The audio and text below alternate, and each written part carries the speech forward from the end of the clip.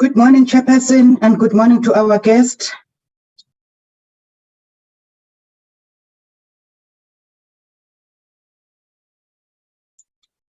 Good morning, Koliswa. Good morning, Chair. We Morning, Chair. We still have 3 members, Chairperson. Okay.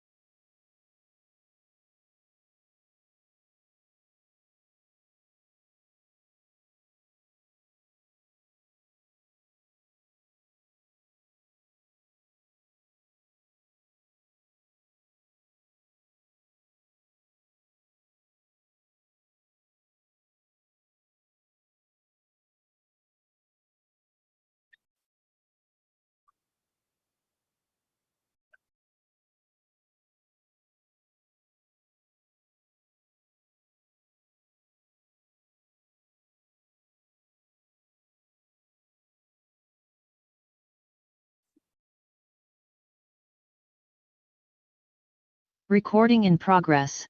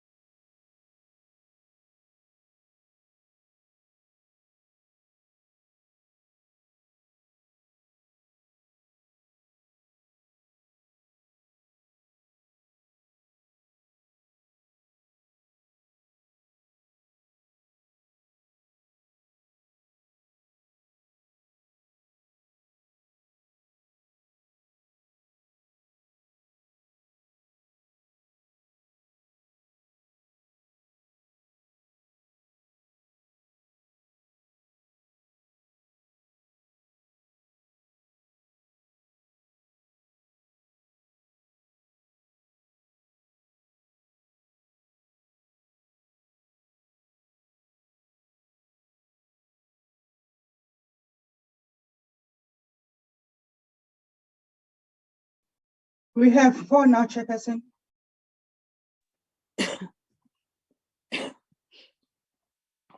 Yeah, I can see we have 4. Can you flag the agenda, Koliswa?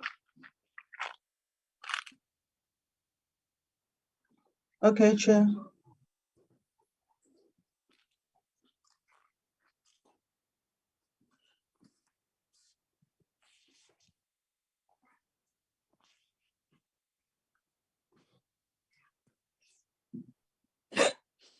As they are flagging the agenda, let me take this opportunity to welcome honorable members, our guests, the department.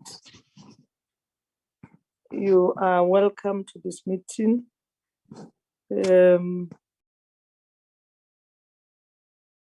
Agenda, honorable members. These are the items that we couldn't deal with them during the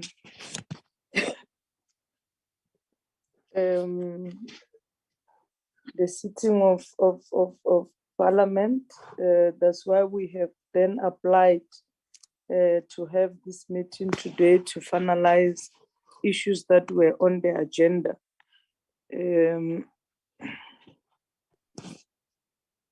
I'll take this opportunity to welcome honorable members, department, our invited guests, Advocate Mutibi and the team. I've seen Mr. Khanyawo as part of that, my teacher. You're all welcome to the meeting.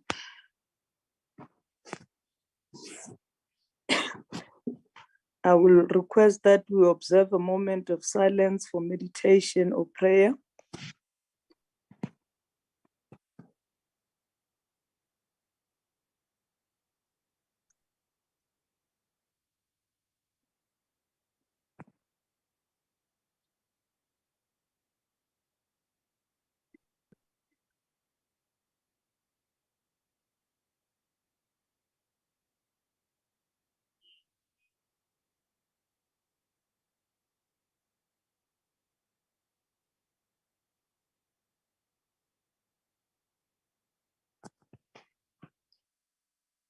Thank you very much.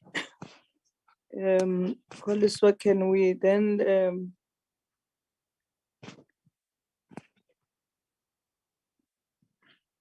can we note the apologies? Maybe before we note the apologies, can we get members to adopt the program as then Agenda. the agenda? Can I get the mover for the adoption of the agenda? I move, Chair.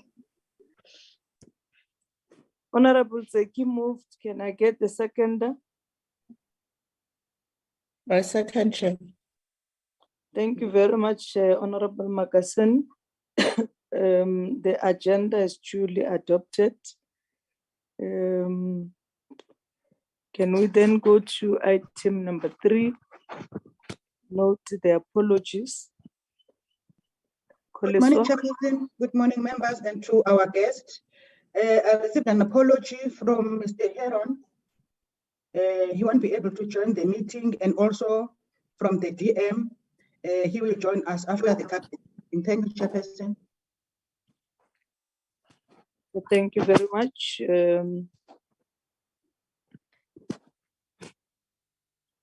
From members, it's only Mr. Heron. Yes, Chairperson. Okay.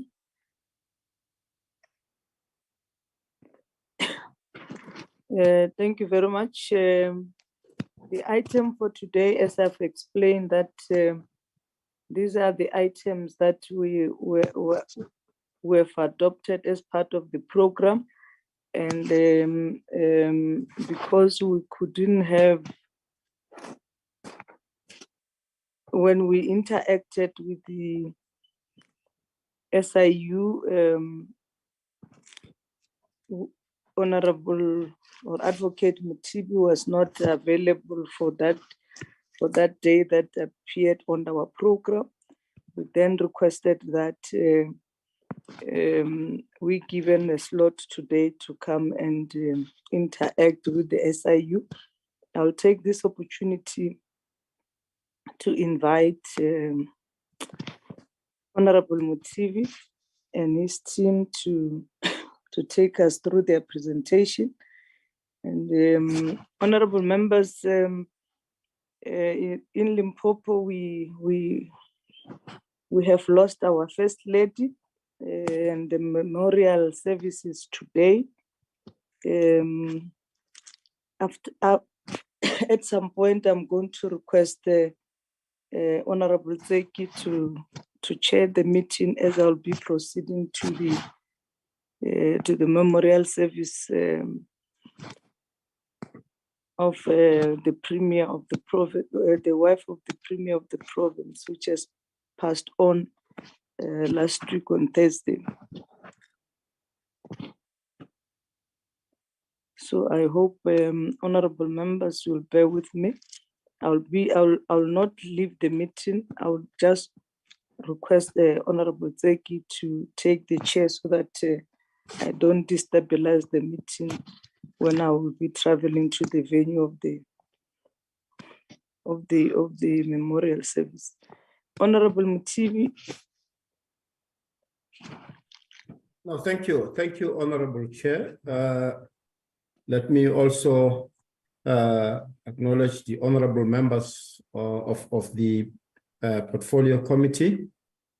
We appreciate this opportunity to come and brief and update the committee on our investigations and the outcomes reached. I do also really acknowledge and appreciate that the honorable committee really accommodated us. We do not take that lightly.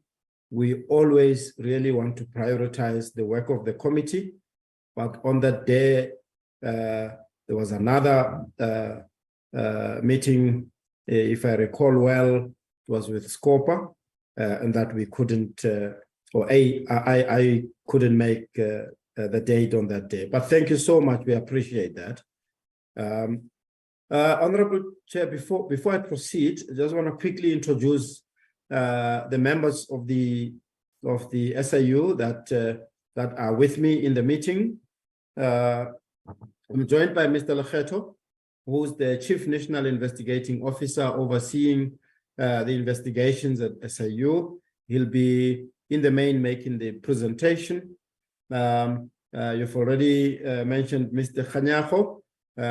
He's our spokesperson. He heads up the stakeholder relations and communications. Mr. Seth Msimanga, the provincial head of Limpopo, because some of the investigations are from Limpopo. Ms. Zodwa Klesibe, the provincial head in East London, because actually the provincial head of Eastern Cape, based in East London. Some of the investigations are from that province. And Mr. Koya, the head of investigations in Eastern Cape. And then Mr. Sihle Langa, head of investigations Limpopo, supporting Mr. Msimanga. We have two members from Eastern Cape as well, Mr. Graham Christopher, Principal Forensic Investigating Officer, Jason Smith, Forensic Lawyer, Principal Forensic Lawyer from Free State. Now, the other part, Honorable Chair and Honorable Members, was the investigation done a while back in the Free State. So you'll realize that we have really took the opportunity to be comprehensive in the presentation and cover most of the investigations that are done in this space of human settlement across the country. And Ms. Mangele Chavalala is the provincial head of Free State, supported by Mr. Brink, head of investigations there. And then in Mpumalanga, I've got Mr. Andrew Khasaho, is the provincial head, supported by Ms. Rehani Hartiegen, head of investigations. Without wasting time, we'll proceed with the presentation. I'll ask that my colleague put it up so that we can kick off with the presentation. Honorable Chair, if you can please slide mode and slide on, please. Thank you. This is a table of contents. We won't spend much on the legislative mandate, methodology. We'll spend a few minutes on the outcomes and consequence management.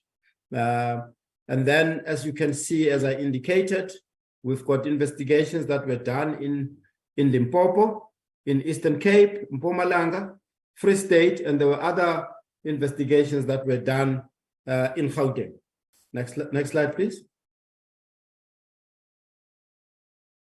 Legislative mandate, the Portfolio Committee and honorable members, honorable Chair, you are quite familiar with our mandate. I really want to spend time on that. If you can slide on, please. We always just want to assure the honorable committee that we do our work based on the skills that are required, and we ensure at all times that these skills are available in SIU internally so that we don't outsource our work. And as we speak today, we believe we are really adequately resourced, still continuing to recruit indeed. If you can slide on, please. Right, these are the consequences that, or the outcomes that we reach as we investigate. And throughout the investigation, Honorable Chair and Honorable Members, you will then hear most of these outcomes at the end of each part of the presentation, so that when we investigate and we find that there's irregularities with a contract that needs to be cancelled or set aside, we then pursue the civil litigation that's on the left-hand side, and we do that to recover the monies that the department or state would have lost. As we progress towards the cancellation of the contract, in the process, there's freezing orders that we pursue. We freeze assets, freeze pensions, and so on, so that ultimately when we recover, we are able to have recourse to those assets, so that we don't end up with what's colloquially called hollow judgments. Still the second block from the left is that if there are officials that are involved, we also then refer them for disciplinary action to be taken. I need to just also indicate that there are companies that also are involved, not only officials, private sector companies. We also do take action against them as part of the civil litigation, of course, and also indicating that they should be blacklisted. Right. The third block from the left is that by law, when we find that there's criminal acts committed either by officials or by private companies or individuals, we refer them to NPA and we work with NPA to ensure that they are progressed to prosecution. There are several referrals to other regulators. If we find that we are dealing with professionals, for example, or like in this case, we might be referring companies to CIDB because it's a construction area, or where we find that there's tax infractions, we refer them to the South African Revenue Service, but there might be other regulators that we refer individuals or companies to.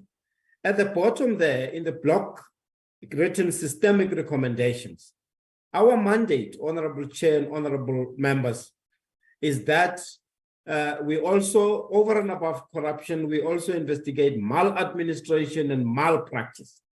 So the converse of that is that if we've found maladministration in the state institutions, we also make systemic recommendations where the system, we are recommending how the system should be improved so that we contribute to the improvement of the administration of the state. So that is very, very important to note that unlike other law enforcement agencies, well, the similarities with the public protector that also makes similar recommendations for improvement of the state of the administration. So this is in brief the really the edge towards which we focus on consequence management. The next slide now dives deep into the investigations. If you slide, yes, we're starting off with the Limpopo part of the investigations, Housing Development Agency. And as you can see, this was part of the Proclamation 23 of 2020.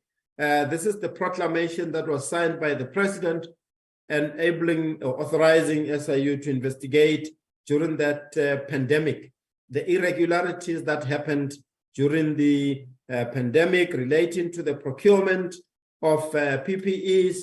In this case, it was really the procurement relating to development of these housing structures. I'm going to pause here and ask my colleague, Mr. Lekgetho, to swiftly come in and take the honorable committee through the presentation. Mr. Lekgetho, please do. Thanks, Advocate. Also, let me take this time to acknowledge the Honorable Chair and the Honorable Member present, and also the senior members from government that are present in the meeting, and also my colleagues that are present in the meeting. I will be giving the update on the investigation that we conducted. And with your permission, Chair, I will switch off the camera so that I can able to save the bandwidth. The first one, as Advocate indicated, is the one for Housing Development Agency for Limpopo. This investigation was done under Proclamation R23 of 2020.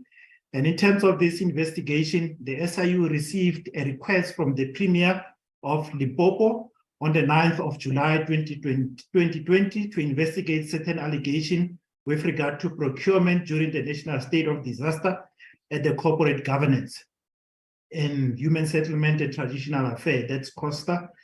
In this allegation, COSTA appointed an implementing agent, that is the Housing Development Agency, for the establishment of transitional residential area. The Limpopo Provincial Department of Corporate Governance, Human Settlement and Traditional Affairs identify a number of densely populated informal settlements in Limpopo province, which made it difficult to practice social distancing. And Cogstar prioritized 2 informal settlements, that is Talana Hostels and Beggarsford Extension 10, which require urgent attention in the form of a partial relocation. And on the 8th of May 2020, Cogstar appointed HDA as an implementing agent. HDA appointed a service provider called Aventino Group CC to construct 192 TRAS. The contract value was 12.3 million. An extension of scope was approved for an additional 3 million. The total value of the contract stands at 15.3 million. The purpose of appointing a contractor for the project started in March 2020, and Aventino Group CC was appointed on the 18th of May 2020. The contract relates to the construction as per the design. There is 192 temporary residential accommodation, 30 square meters at Greater Tshwane, which is Talana, and Fetakhomu Tubatsi, that is Beggarsford Extension 10. In terms of this investigation, the investigation is done, and we have done the report in terms of the PPE report that we submitted to the president. And in terms of the current status of the investigation, it's currently on a support phase. Support phase is where we give support in terms of the outcomes that we have made, including criminal, civil, and disciplinary, where we provide support as and when they need it. And the finding in terms of this investigation is that SIU did site inspection on the 10th of September 2020 and found at Talana Hostel that only 40 structures were built, and on Beggarsford Extension 10 site, no structures were complete, and there was only half-built structures. A total payment of 2.5 million was made to Aventino from 1st April 2020 to the 15th October 2020. No any further payments were made to Aventino after the 2.5 million, and Aventino committed fraud by misrepresenting the fact about its professional team to be used in the tender. 5 professional team members denied having any knowledge or involvement with the company called Aventino. And in terms of the outcome pertaining to this investigation, we have done several recovery, and this matter is currently at the special tribunal where the SIU and Aventino have reached a settlement agreement in August 2022. SIU attorney is still awaiting an outcome from the Honorable Justice Naidu to issue a court order in terms of the settlement agreement that has been reached between Aventino and SIU and HDA. In terms of disciplinary referrals, on the 23rd of March 2022, the SIU made 3 disciplinary referrals to HDA against bid adjudication committee members and bid evaluation committee members. Inquiry has been made with the HDA for the status update on the matters, and the SIU is still awaiting feedback from HDA as to what process has been taken or how far is the implementation of the disciplinary pertaining to the 3 members which were referred. Then in terms of the NPA referrals, the case number is Polokwane case 384/12 of 2020. The charge is fraud. The arrest was made by the Hawks on the 17th of December 2020, and the case went to court. And on the 24th of June 2022, the matter was set down for trial.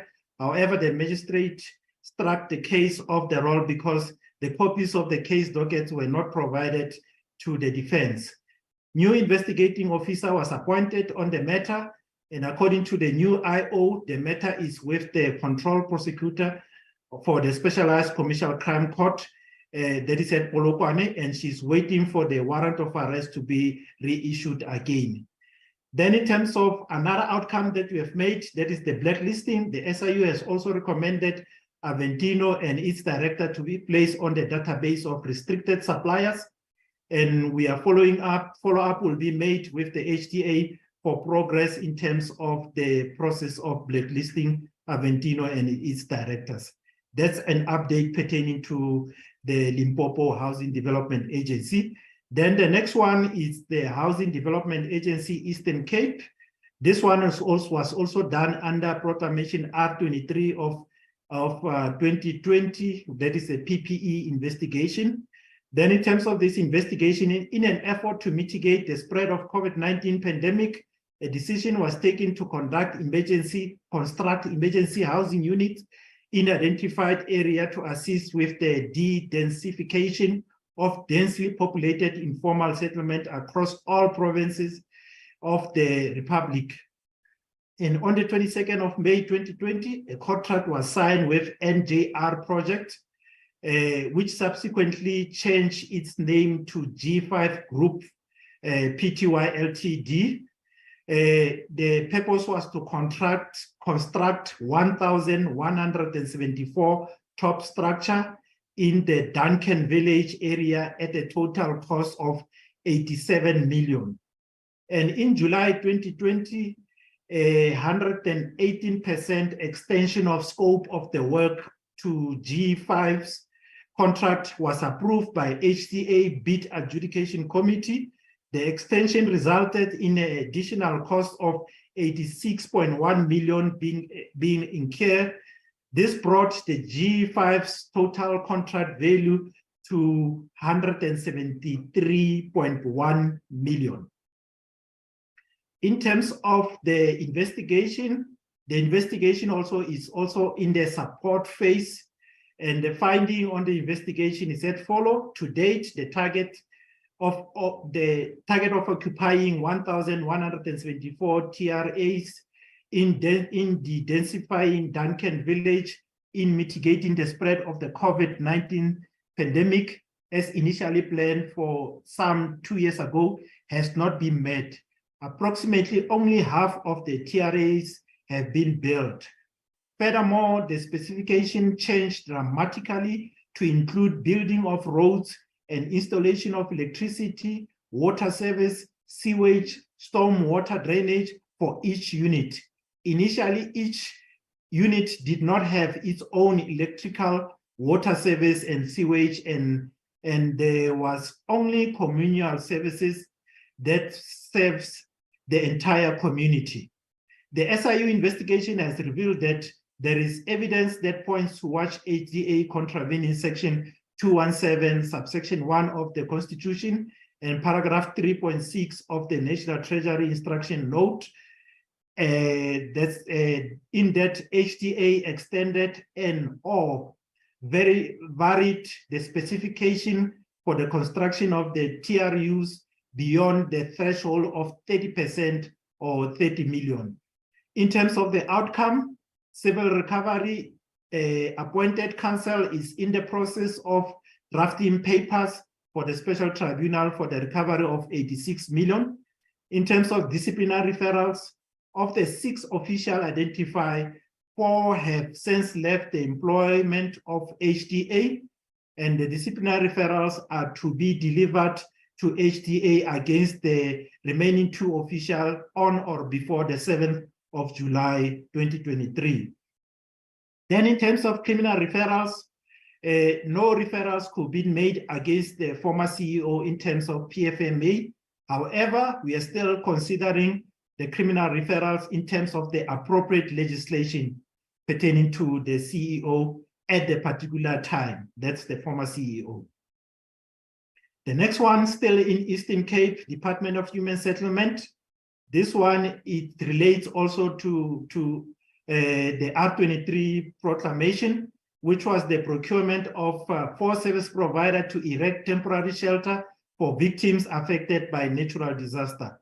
After receiving allegation as to the irregular appointment of 4 service providers to erect 18,000 temporary shelters in overcrowded and densely informal settlement in an effort to mitigate the spread of the COVID pandemic, The SIU initiated an investigation under the mandate of Proclamation R23 of 2020.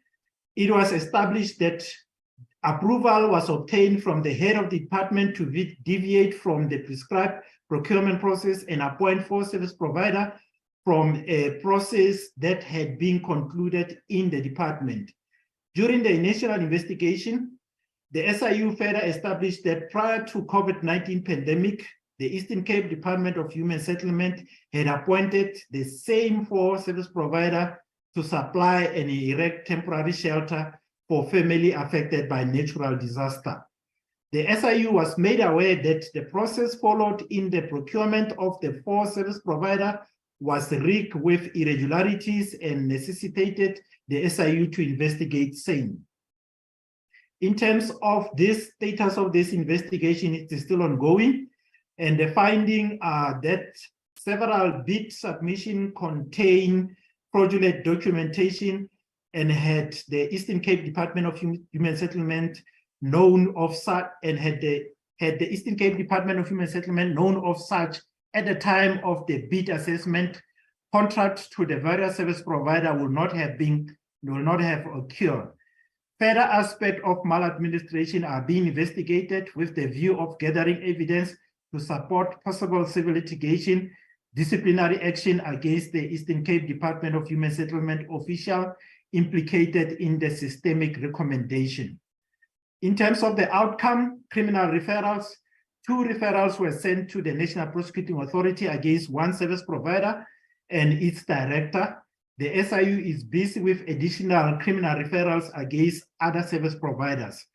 And in relation to civil recovery, no referral is made as yet. The investigation is ongoing, and it is to be finalized by the end of, that is by the 31st of July 2023. Only when we finalize that, when we'll be able to consider the civil recovery that we're going to institute. Then in terms of disciplinary referrals, no referral is made as yet. The investigation is still ongoing, and it is to be finalized by the end of this current month. Then in terms of the key challenges and limitation, there was issue of non-availability of documents, whereby documents was initially indicated as missing, but through a concerted effort, SCM files were eventually located and documentation continued to be received in a piecemeal, and the SIU uses the Section 5 powers in order to facilitate this process. And general observation in terms of the investigation is that there has been an abuse of emergency procurement in the procurement process relating to national state of disaster, and there has been a lot of deviation in the procurement process, and mostly to circumvent prescribed processes.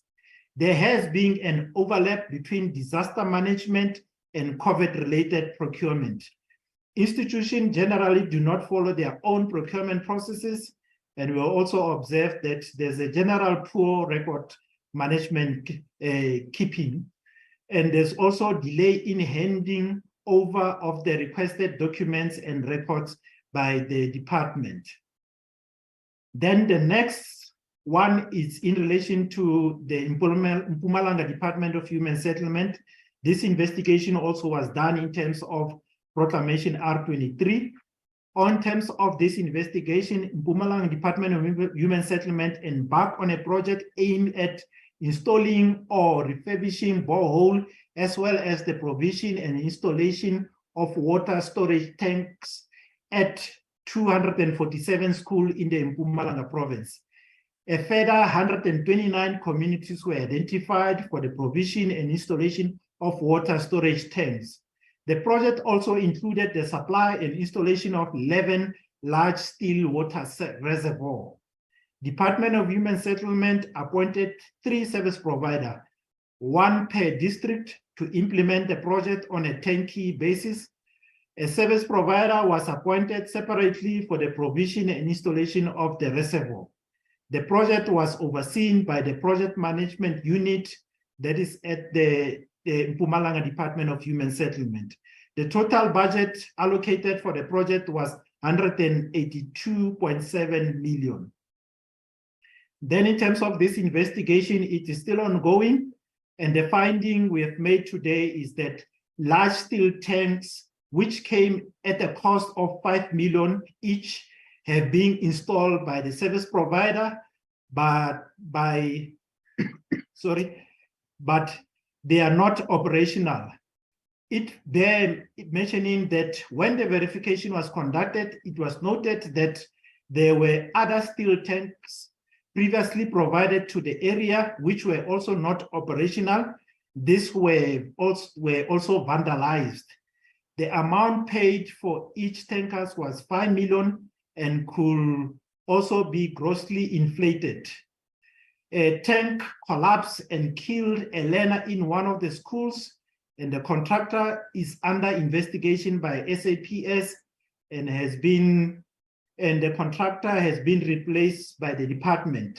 In some cases, sites were identified by a municipality, but no work has been done to date. And in some cases, boreholes were erected, but they are not functioning. In terms of the outcome, no referral has been made as yet because we are waiting for the report from the quantity surveyor, and the quantity surveyor requested information from the department to finalize the report, which is due by the end of July 2023, and the referrals will be made on or before the end of August, based on the reports that we'll be getting from the quantity surveyors. Still, now moving to Free State Human Settlement, also still done under Proclamation R23 of 2020. Then it says, in an effort to mitigate the spread of COVID-19 pandemic, various measures were taken by the department. One such measure taken by the Free State Department of Human Settlement was the identification and acquisition of land for the provision of temporary relocation area and structure to allow for, amongst other, the densification of household and individual. A tender was advertised by the Free State Department of Human Settlement on the 27th of March 2020, inviting contractors to submit tenders for the construction of 7,381 temporary shelters for COVID-19 in the Free State. The bid was awarded to Rich Soil Resource Pty Ltd on the 8th of April. Their bidding price was 151.3 million. Rich Soil Resource proceeded to erect 537 structures at the Maluti Apofu municipality and receive a payment in the amount of 12.6 million before the contract was ended. In terms of the status, the investigation is in the support phase, supporting ongoing remedial actions such as the referrals to the NPA, disciplinary referrals, and the ongoing civil action in the special tribunal. The finding pertaining to this investigation is that the head of Free State Department of Human Settlement failed to approve the deviation for the bid process, and his decision to seek approval from Treasury for the deviation of the procurement process is unlawful. The department proceeded with the bid processes without the mandatory approval from the HOD. The department selected entity to submit bids which did not comply with the requirements. The decision to award the tender to Rich Soil Resources was unlawful and should be set aside. The agreement between Rich Soil Resources and the department is void. Then in terms of the outcome, the first one, which is criminal referrals, a referral was made on the 11th of December 2021 to the NPA. The referrals was against the accounting officer at the time for failing to comply with Section 38, subsection 1 of the PFMA, which made him guilty of an offense in terms of Section 86 of the PFMA. A criminal case was registered, which is investigated by the DPCI investigators under the Parkland Rock, and that's the case number there.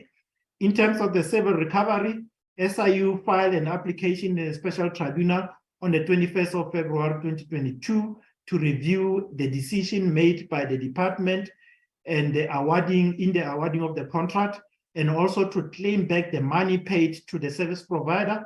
This matter is on the unopposed roll, and we expect judgment in due course. In terms of disciplinary referrals, a referral was made on the 2nd of February 2021 to the Premier's office. The referral was made against the accounting officer at the time for failing to comply with Section 38, subsection 1 of the PFMA, which made him guilty of financial misconduct in terms of Section 81 of the PFMA. Also for failing to comply with Regulation 11 and 14 of Chapter 2 of the Public Service Regulation, the person's contract expired before disciplinary action was taken. The next one, still under the Free State Department of Human Settlement. This one is in relation to Proclamation R39 of 2019. This one, a complaint was received from a whistleblower who made various allegations regarding the appointment of a service provider to undertake technical assessment of all township houses, roof with asbestos. The SIU applied for a proclamation to investigate the allegation. The SIU was mandated through the issuance of Proclamation R39 of 2019 to conduct an investigation into the affair of the Free State Department of Human Settlement in respect of, that is inter alia, the procurement of or contracting for services pertaining to the identification and removal of asbestos from houses in the Free State, and any related unauthorized, irregular, or fruitless and wasteful expenditure incurred as a result thereof, or any unlawful or improper conduct by the employee or official of the department. Then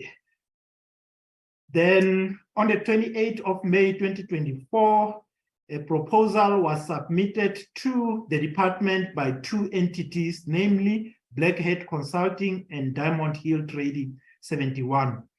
A joint venture named Diamond Hill Trading 71 Blackhead JV was appointed by the department, and this followed by signing of a service level agreement and the issuing of an instruction to perform work dated the 2nd of December 2014. The value of the contract was 255 million, and a total of 230 million was paid to the JV by the department when we did the investigation. And in terms of the status of this investigation, the investigation is in a support phase also, and we are supporting the ongoing remedial action pertaining to the disciplinary NPA referrals and several matters that is currently in High Court. And in terms of the finding pertaining to this investigation, the procurement process in respect of the appointment of the service provider did not comply with Section 217, subsection 1 of the Constitution, and subsequent service level agreement was void.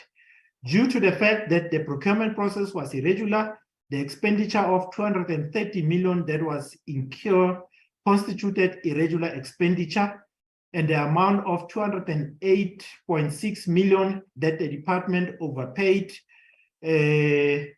constituted fruitless and wasteful expenditure. Then in terms of the criminal referrals, a referral was made on the 10th of February 2020 to the NPA. The referrals was against the accounting officer at the time, Blackhead Pty Ltd, the joint venture for the commission of offense in terms of the Prevention and Combating of Corrupt Activity Act. And the referrals was investigated by the Directorate of Priority Crime Investigation, and the NPA prosecuted a number of official, private individuals, and entities. The criminal case is ongoing in the High Court. In addition, the Asset Forfeiture Unit obtained restraint order to the value of 300 million against some of the accused.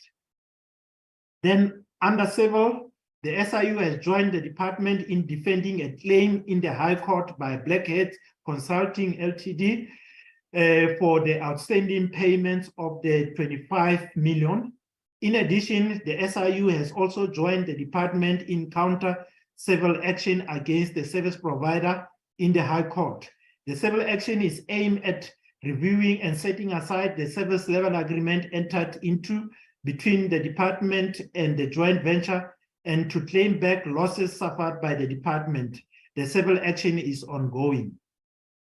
Then in terms of disciplinary referrals, 3 disciplinary referrals were made on the 15th of June 2021 against 3 senior officials at the department for the contravention of Section 45 of the PFMA. These referrals are being attended by the department, and the referrals was also made on the 6th of August 2021 to the Premier's office. The referrals was against the accounting officer at the time for the contravention of Section 38 of the PFMA. Also for the contravention of Section 3, read with Section 1, 2, 20, and Section 26 of the POCOCA Act. The person's contract ended before disciplinary action was taken. In terms of the recommendation, the SIU made a number of recommendations to the department in order to prevent the recurrence of the same irregularities. Then the remedial action are the same as the one that we have highlighted. I won't repeat them. Then the next one is the investigation that we did in terms of the Gauteng Department of Human Settlement. And this proclamation is Proclamation R22 of 2016. This proclamation is linked up with the Lepelde Northern Water. It's one proclamation consisting of the Lepelde Northern Water and Gauteng Department of Human Settlement. But in terms of this update, we'll only concentrate on the issue pertaining to Gauteng Department of Human Settlement.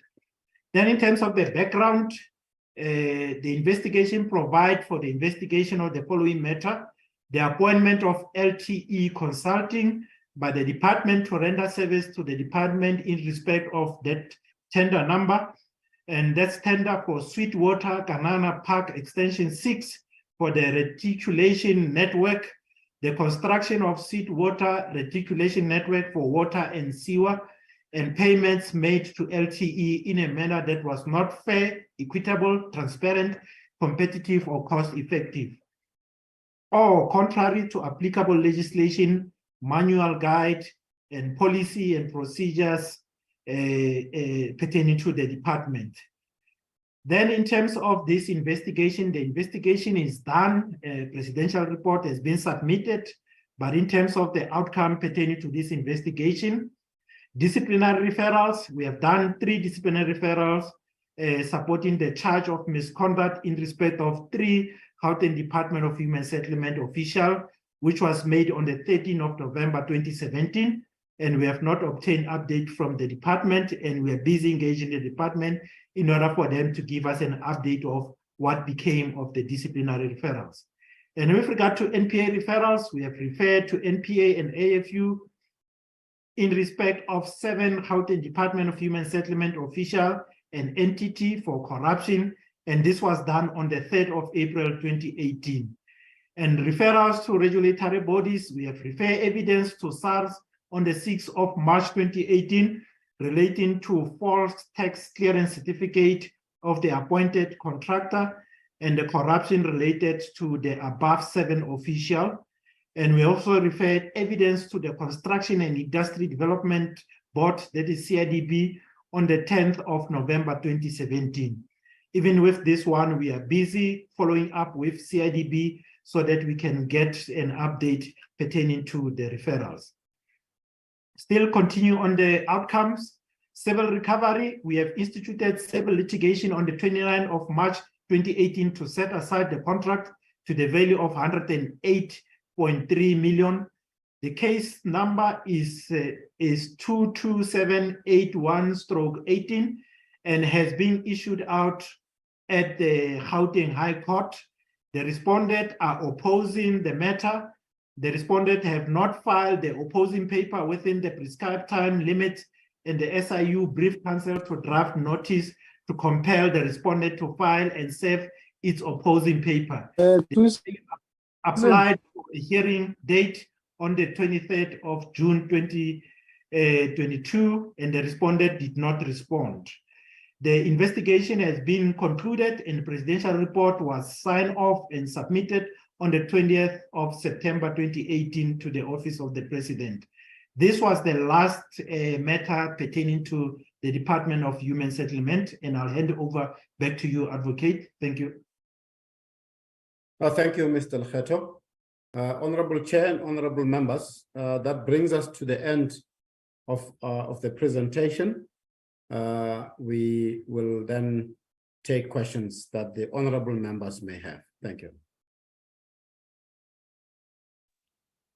Thank you very much, Advocate and the team from SIU for the presentation. Let me invite members to interact with the presentation.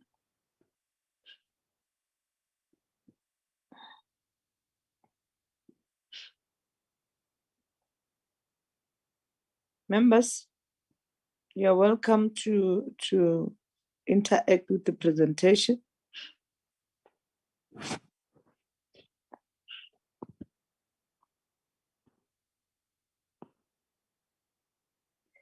Honorable Mandisa Makaseni and Honorable Chris Malamaj.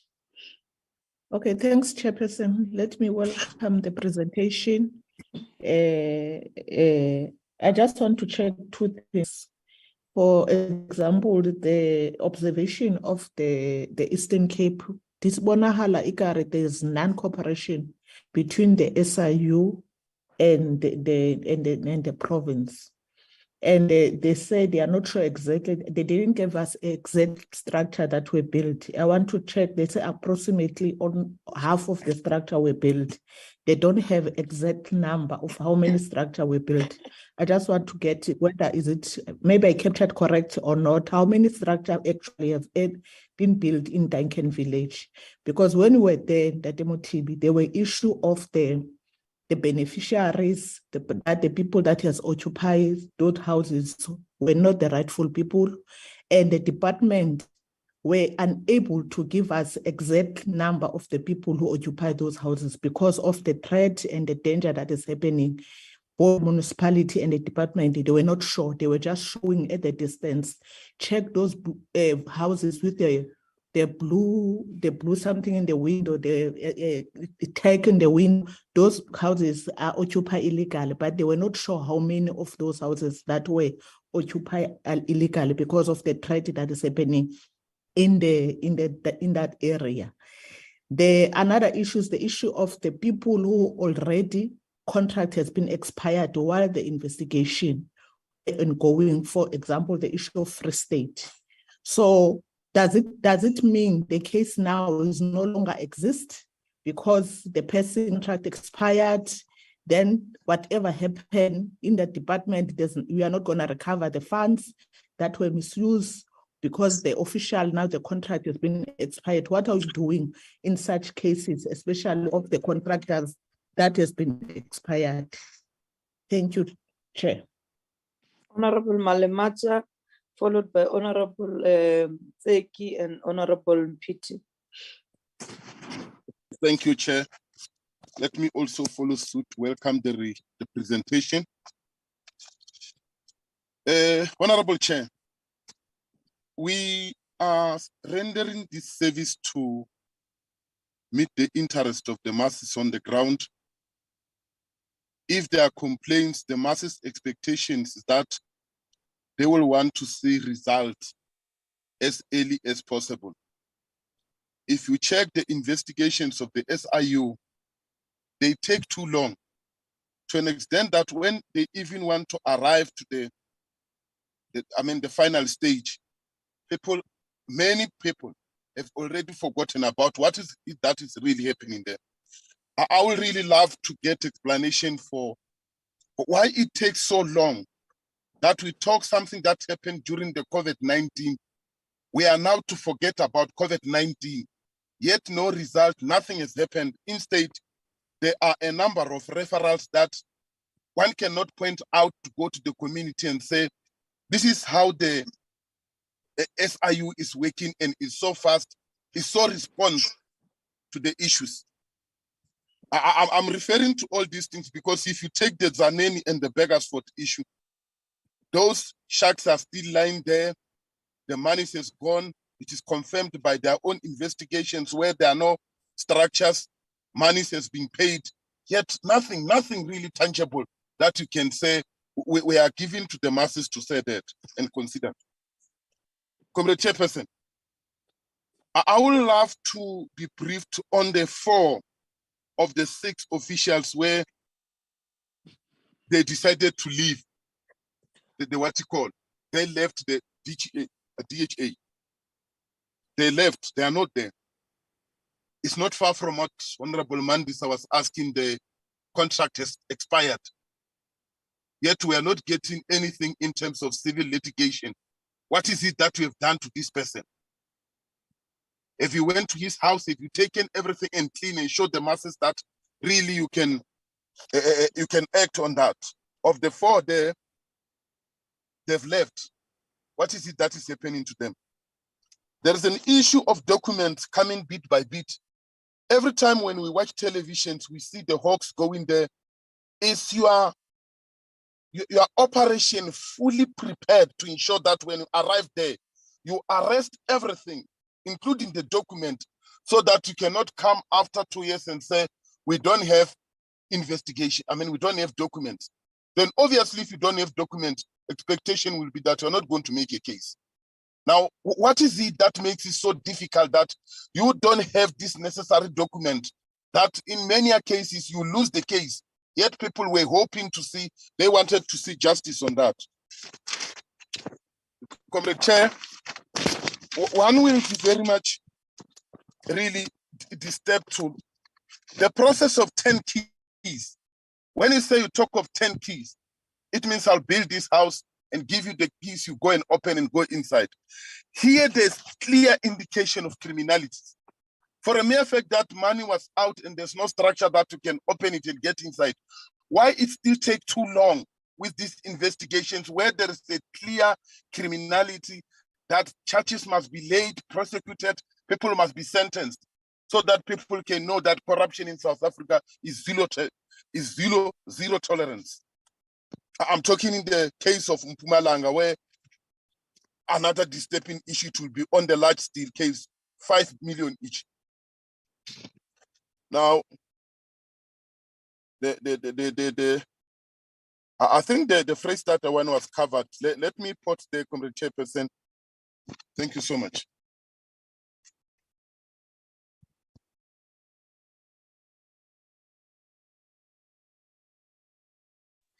Chairperson, I hope it's my turn. Chair, that's why it's Continue, very member, I will check. Okay. It's very disturbing what we are hearing. Comrade Chris, I want to agree with you. You know, I don't have words to state my disgust of the outcome of this investigation, and done by the people of South Africa who, when we fought for this democracy, we had principles that we want to live in a non-sexist, non-racial, democratic, prosperous, democratic South Africa.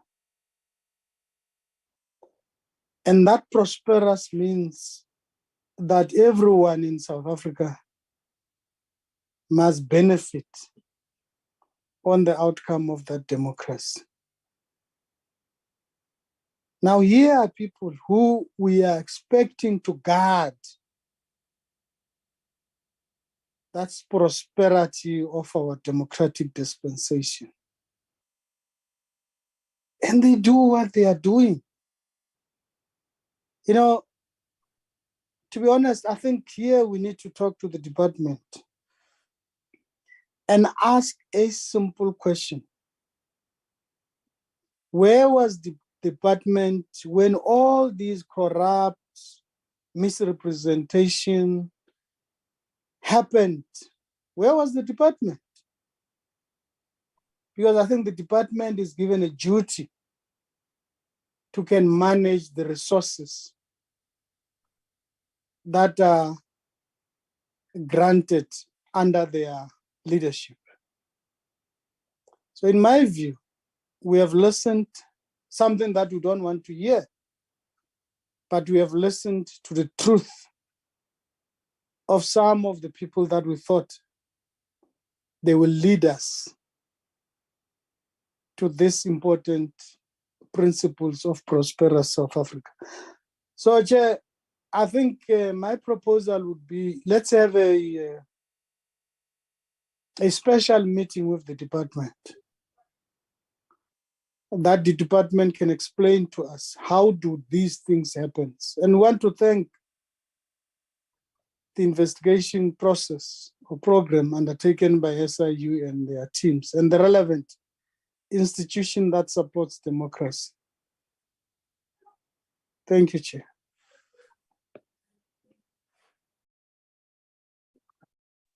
Thank you, Hello, Honorable Mr. Tseki. Tseki. Okay. What is it, Koliswa? No, I was saying, Nancy. Chairperson, okay, we can continue, Chair. Okay, thank you very much, Honorable Tseki. Let's have Honorable Mpiti. Thank you very much, Chair, and very good morning to honorable members, as well as the SIU and other members who are also on the Zoom meeting. Chair, I'd like to just join my colleagues in welcoming the presentations that we have received. Look, I am extremely shocked and disappointed at the representations that we've seen in this report. I think it's been clear for quite a long time now that quite a number of provinces have been able to really manipulate the aspect of emergency procurement to really illegally take funds that belong to the people of South Africa, and really in ways, really just leak the money to people who are there to loot the state to the best of their ability. So I really do think that this is not only an issue that has perhaps only affected one or two provinces. I really do think it's an issue that as a committee we must look deeply into around emergency procurement, because it's quite clear that the provisions and the guidelines are clearly not being followed. And I think this report is quite clear, particularly if you look at places like the Eastern Cape, where four service providers have been appointed irregularly on the basis of emergency procurement and building emergency shelter, then get reappointed after they've been appointed irregularly, shows us that there really is no one gives a damn at this point about how these particular service providers are getting these particular tenders and how they are being appointed to deliver these services. It shows us that there really is a lack of concern and a lack of care. So just to ask my questions is just simply to understand the matter around the Eastern Cape, around the 4 irregularly appointed service providers. There was already an investigation, but yet they were reappointed to another contract. So just to maybe just understand the flow of events in that particular case. And also just trying to again understand the civil recovery process. Some of my colleagues have spoken, for example, around another issue where 4 of the officials left the employment of the HDA. And so what happens to them, because it's clear, anyone can put 2 and 2 together to say that those 4 officials left because they were feeling the heat and could see that they were about to be exposed for their dealings and for what they were doing. So now, does it mean those 4 individuals are now, because they've resigned, are now no longer able to face any form of consequences for what they've done? And the element of civil recovery here, for me, would then become important, of course, as well as criminal aspects that would need to be understood. But I just would like to understand that what then happens to those 4 officials in the Eastern Cape. And then just to also get clarity around the settlement agreements. For example, you see in the Free State with the particular company called Aventino, where it states that there's been a settlement agreement. Just to understand, the settlement agreement would mean that that particular company would be repaying back, in the case of Aventino, not actually delivering any services. I think, according to the report, it was found that only half of those houses were built. So what does that include actually? Does it just include the repayment? Does it mean that there is no further consequences that are being looked at? Just to get some clarity around that particular issue. Chair, just holistically to say that I think this report is very damning. I think it shows us that we really, really, really need to look at how the department is following their processes. The report is quite clear to say that guidelines within the department are not being followed. Officials are really not facing consequence management for what they've been doing. So we really do need to zone in on those particular issues to ensure that the services that the people of South Africa expect and that they need and require are being delivered to them, because it's quite clear when you read this report that officials in government are really, really, really taking the people of South Africa for a joyride, and it cannot be accepted, and we should not accept it as this particular committee. We must do everything in our power to hold the people accountable in the name of transparency. Thank you very much, Chair. Thank you very much, Honorable Mpiti, Honorable Kumalo, and then Honorable Sutwai will be the last. Thanks, Chairperson, and good morning to all the colleagues. And again, so joining all the colleagues and welcoming the presentation. I think a lot has been covered in terms of my concerns, Chair, but I wanted to find out in the case of the Limpopo HDA investigation, how long the SIU has to wait, for example, has been waiting in this case for the court order. And the other question maybe that I didn't hear coming through from other colleagues was the Aventino was recommended we've been mentioning the blacklisting of service providers, and the department and some entities don't have a system where they have a blacklist, so to speak. And I wanted to find out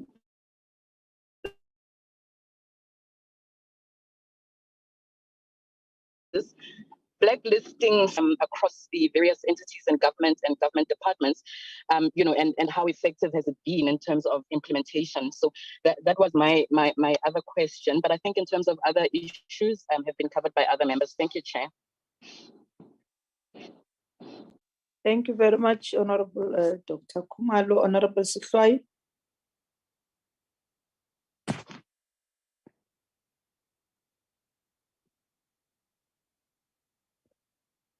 Okay, similarly as got this. Hello, Mama. Chair, I'm Yes. here. Okay. Proceed, Honorable Member. Yes. Chairperson, thank you. As I said that I'm on the road and I have a network problem, but I have managed. In retrieving the presentation well, And I think we need to appreciate, we've been waiting for this presentation from SIU, which speaks volumes about how this government is undermined. This government is undermined by the officials that were tasked to protect the citizens. It starts from there, because all who has been contracted to do the work is doing on behalf of these officials and on behalf of the political leadership. It's very clear. Our people are not taken serious. The National Department Chairperson is the one that should monitor norms and standards, because it gives directives on how things should happen. And in that, the provinces and municipalities are the one that should be addressing the issue of implementation from the norms and standards of national department. The value for money. You could listen how people have been so undermined and dehumanized by these contractors. No value for money, no value created on the ground. I just want to ask 2 questions, Chair. I wish we can get a report. It's here, maybe it's been presented differently. The consequence management. How many officials that have been disciplined nationally? We should start from national, province, municipality, and HDA on this project. We need to get that sequentially. How many and who are they? Because here there's a sequence of events, to undermine our people. I also want to ask a question. Are these contractors still in the operations in the country? I'm saying in the country because according to what we hear, they're supposed to be blacklisted. They are criminals. And also our officials are criminals. They are criminals with the contractors. HDA is the most criminal. So I do want us to get a report, as we are, Honorable Greg has proposed, that we need an urgent meeting with the department. The department should be clean to us and tell us, how did this mess happen? How did it happen? Why our people are made Mickey Mouse by officials that we are paying? And why provinces and municipalities are not doing their monitoring with the unit of national that should be monitoring projects? Because as it is now, here, the state has been ripped off, very clear. State has been ripped off big time. So I just wanted to ask those 2 questions and say in our next meeting, we should get clarity. I do want to get, I'm not sure if SIU is not empowered to make a very clear proposals on the future administering of projects of this nature by government. They do have experience in all where they are applying their minds in all these issues. What is it? What is it? Where are we going wrong? I don't know when are we going to get such. I really want that strategic proposal from them in the overall. I've heard the proposal that I've made in terms of the standard operations within these problems, but I really want us to deal with the holistic cleanup of all these projects that we are managing. Thank you, Chair. Thank you for the opportunity. Thank you very much, Honorable Setlhwai. Advocate Mutivi and your team.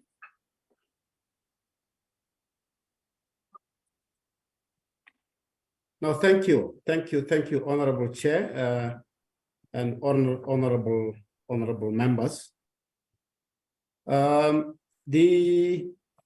With regard to the number of structures that were built in the Eastern Cape, and I will ask my colleague, the provincial head, to also add on if need be. In terms of our verification, 578 structures were built in Duncan Village. And of course, in terms of the allegations, our mandate and focus was on the regularity of the procurement process.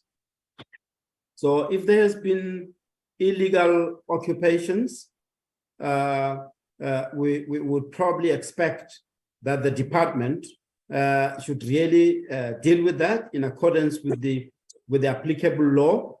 If there's any assistance that they would require from us, we are available to assist, because it's really unacceptable that they would be illegally occupied.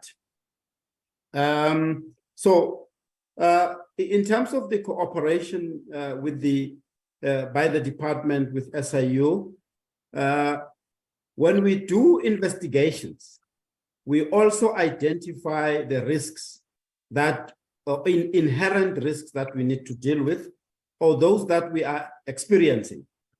So amongst others, we would experience areas where documents are not provided on time, documents are missing or are reported to be missing, and then we put in place mitigating measures on how to deal with those risks so that our investigations are not compromised or delayed unduly.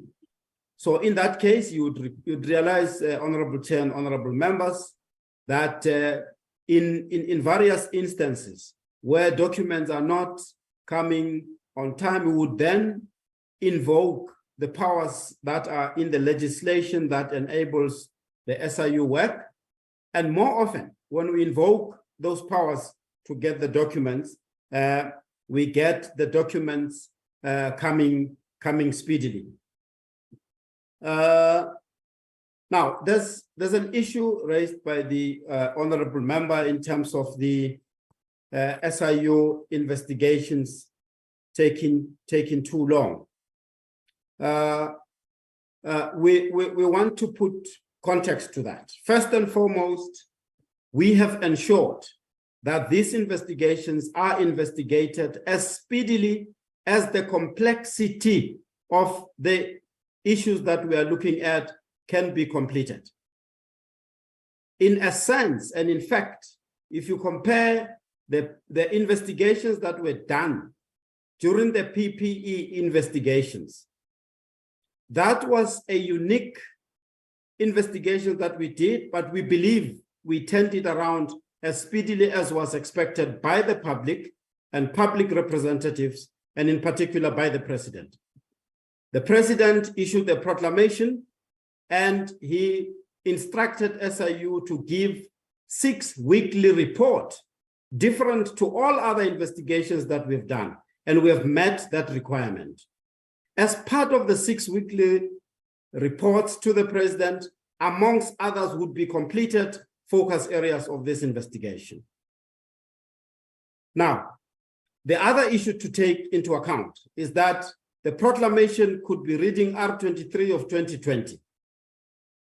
But Honorable Chair and honorable members, the nature of our investigations are such that when we kick off any investigation, in the process of the investigations, we keep on receiving new allegations. And now, in this instance, there would be allegations that we investigated from 2020, but in 2021, there would be allegations that we received falling under the same proclamation, 2022, and so on. And those that are investigated in 21-22 would still be under the proclamation 2020. So I'm really trying to go at length in contextualizing this matter so that the honorable members should really appreciate the complexity of the areas that we are facing. And we are on record publicly saying we have turned this investigation around as speedily as we could. Final reports have been submitted to the president. Of course, as part of the qualifications of those final reports, we said should any allegations come our way, we would continue to investigate them under the same proclamation. We are clear that when allegations are brought our way, we cannot send the proclamations, the allegations away. We can't close the door on the public that reports allegations to us. It is our mandate to ensure that we look at those allegations. If you look at all these investigations that we are reporting today before this honorable committee, HDA Limpopo completed. 1 HDA investigation in Eastern Cape complete.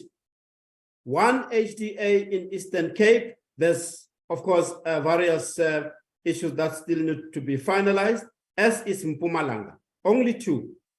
But of course, there are already outcomes that we have reached there.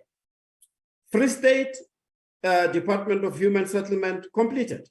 Free State Department of Human Settlement, the asbestos one, long completed. We included all this for purposes of being comprehensive to the honorable committee so that you have the whole picture, the global picture of what's happening in the department. Gauteng, long completed as well. So it is our view that we have executed as speedily and reasonably speed that would have been expected in the circumstances. The accounting officer who left, the contract expired before disciplinary action. Yes, we do find as a phenomenon, and we have pointed it out long time to the Department of Public Service and Administration.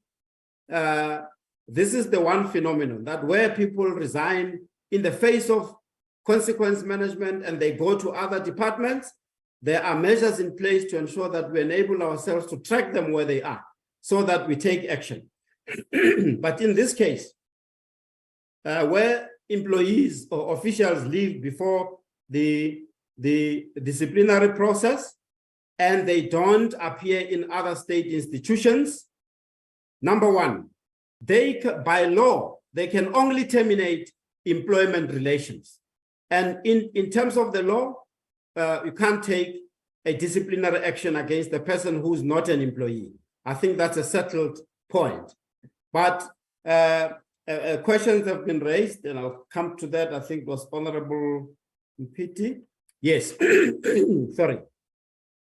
They can only terminate the employment relation. In terms of civil litigation, we still cite them so that if they have been party to the state losing money or being prejudiced, they are included as part of the civil litigation so that we can recover from them.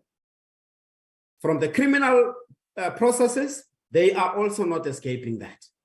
We ensure that the NPA exercising their own views in terms of the decisions to prosecute, but those officials who left do not escape the criminal prosecution. So in a sense, by law, they only sort of terminate the employment relation, and there's only disciplinary processes that cannot be taken. In terms of the 4 officials that have left, I think I've responded to that. Cases taking too long, again, for prosecution. We've raised this point with our colleagues at NPA. And ever since we have entered into a revised memorandum of understanding, we've raised this issue back in 2017. But ever since we have entered into a memorandum of understanding, in 2017, and we have revised it now with the current NPA leadership, we are beginning to see traction. Because as much we really share the view of the Honorable Committee that there should be consequence management. For us to be able to really deal with the impunity and the scourge of corruption that we are seeing, consequence management has to kick in, and it has to be monitored so that it is implemented effectively. Only then will we be able to send this message that, there is a zero tolerance. The 4 irregularly appointed service providers in the Eastern Cape provincial head, if you can probably just indicate around the 4 irregularly service providers, are they still in the system? Have we made referrals for blacklisting? Please, if you can just stand by to update the Honorable Committee, please. That now leads me to the issue, Honorable Khumalo, around waiting for the court. I think in the special tribunal, this is in the Limpopo area where we are waiting for the order. I need to just indicate that since the president proclaimed the special tribunal that kicked off in 2019, we are beginning to see speedy process of civil litigation and ensuring that we recover speedily. There are other cases. If you look at the Gauteng one, actually, the Gauteng area, there's a case that we filed in the High Court. It's still not finalized up to now, but we've acknowledged that, and that is amongst others why we really started the process towards the proclaiming of the special tribunal. So there are still 2 court roles that we are dealing with in the special tribunal and in the High Court. So we have engaged the Minister of Justice, the judges' presidents on the High Court side. On the special tribunal side, the special tribunal president is clear that matters needs to be turned around as speedily as possible within the framework of the civil litigation rules. So we informed the special tribunal, and in fact, the matter, as we say there, settlement has been reached. We're really just waiting for that to be made a special tribunal order, a court order. We can return to the Honorable Committee. I will consult with our civil litigation team to just indicate how far are we still to wait, and we can write back to the Honorable Committee. In terms of blacklisting, we are very clear as well that that part has really not received adequate attention by the state institutions, in this case by the department, and we have brought in National Treasury. Because we expect to see that these companies that are involved in wrongdoing, as the question came up by Honorable Sishwai, whether these companies, are they still doing business in the department or not? So that's the blacklisting process. We have to make sure that all those companies that were involved in wrongdoing are blacklisted, and really they don't do business with the state. Of course, there are rules applicable to blacklisting process, but we would like to see it being turned around as speedily as possible in the interest of appropriate consequence management. The implementation of the norms and standards, Honorable Sishwai, yes, we have made observations in this investigations, and really would like to thank the acknowledgement by the honorable members of this committee. We do our very best so that we can meet the expectations of the honorable committee, public representatives, and the public to ensure that we really bring out the results quickly. But as you can see, that these investigations are really uncovering a whole lot of maladministration, malpractices, corruption, and a need for systemic recommendations to improve the system. So, Honorable Sitwaye, just to your question, yes, we are in a position to make proposals relating to future executions of contracts of this nature. We have made lengthy recommendations in the process of amending the PFMA that is run by National Treasury. So in this case, we will take the view expressed by the honorable member, will really reach out to the department so that there could be a process where we engage with them and really assist them in terms of improving the situation there.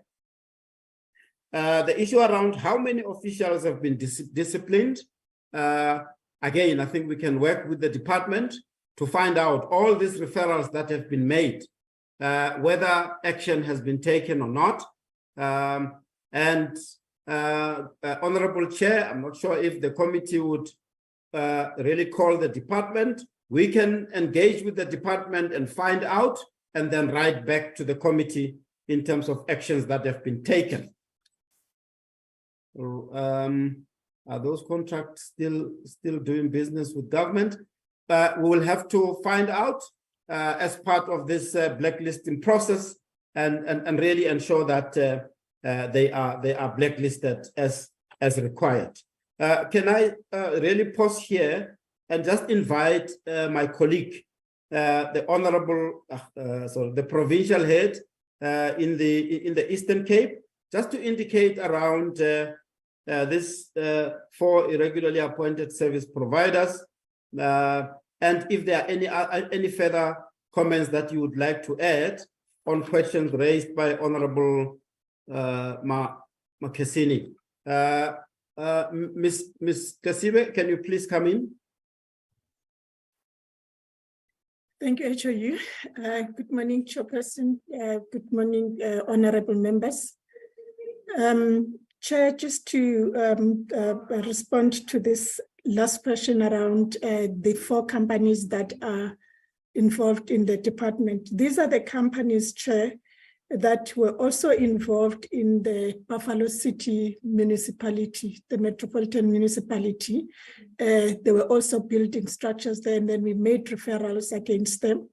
And then in this regard, Chair, they are still involved in the human settlement space, where irregularities have been found. At the moment we are packaging, we've already referred 2 criminal referrals against 1 company, and other referrals are being packaged. At the moment, what we've done, Chairperson, is to assist the HOD, who has made submissions to the SIU that her signature was forged in some of the documents that ended up awarding the contracts to these 4 companies. So we are assisting the HOD with the criminal referral in that aspect. And then after which then we will be able to refer the matters directly to National Treasury for the blacklisting of the companies. Of course, they will also be relying on the criminal aspects of the investigation for them to action the blacklisting process. Thank you, Chair. I hope I've covered the question and I've given the appropriate response. Thanks.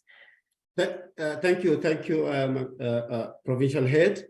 Just as I close to step down, Honorable Chair, I want to pick up on most of the comments that were made by the honorable members, observing that really these investigations uncovered and really just indicates, endemic corruption, maladministration, malpractice that is really there.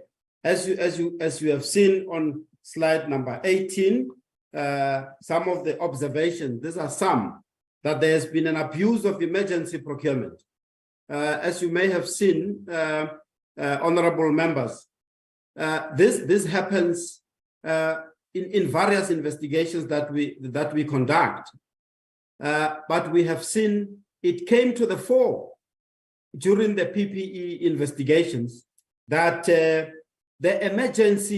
emergency procurement processes were abused, and we have seen that those who are corrupt took advantage of this situation. And it's important then, as part of the PFMA amendments, that this area of emergency procurement, really there's checks and balances that are brought in so that really it shouldn't be abused as it is. There has been a lot of deviations in the procurement processes, mostly to circumvent prescribed processes. And this is human intervention. So now this has got to do with ethics. This has got to do with, deliberate action by officials to circumvent processes. So we are ensuring that those are identified and dealt with. There's been an overlap between disaster management and COVID-related procurement. Now, in terms of ignorance of even own procurement policies, general poor record management, delay in handing over documents, I think we dealt with that. But in the main, value for money, that the department did not get value for money. That really indicates that there's poor project management. If there was adequate project management, the department would have ensured that the project is executed on time, within budget, and return on investment. And that part is not done. And this is part of what we have identified, that the state in general, and in this case, the Department of Human Settlement. We would like to work with the state to ensure that that part is really looked at, and generally consequence management, including all the officials in particular, at all levels, yes, but in particular in the SCM space. Honorable Chair, we appreciate the opportunity. We can still take further questions. Thanks. Thank you very much, Advocate Mutibi. I can see Honorable Honorable Masuta, Advocate Masuta, and Honorable Chris want to do the follow-up question. Just for me, advocate that the area of strengthening the system, you have particularly on the disasters, because disaster often will continue to happen, and the president has introduced through the Auditor General, requested the Auditor General to do the real-time audit, where the audit kick in when there is implementation. I just want to check whether in case of you, I know that Auditor General might not have investigative powers or mandate around some of the issues. Is it not proper that one of the area is to look at that, to work with the Auditor General to deal with that? Secondly, the blacklisting, honorable members would remember at some point we have called the department to explain on the blacklisting processes, and the department itself is frustrated because there is even National Treasury has got a problem in terms of that process is too long, and a person could then be able to be appointed somewhere, change the name, and when we engage in National Treasury was that they are looking at even blacklisting the director of the company, not the company as a company. Even the director needed to be blacklisted. But just to check in terms of the officials, official A, particularly with supply chain management, resign and go and get another job somewhere.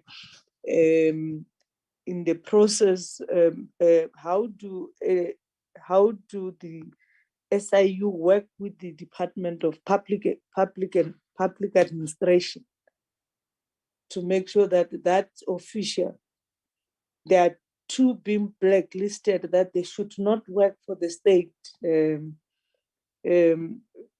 so that we are able to uproot some of these tendencies.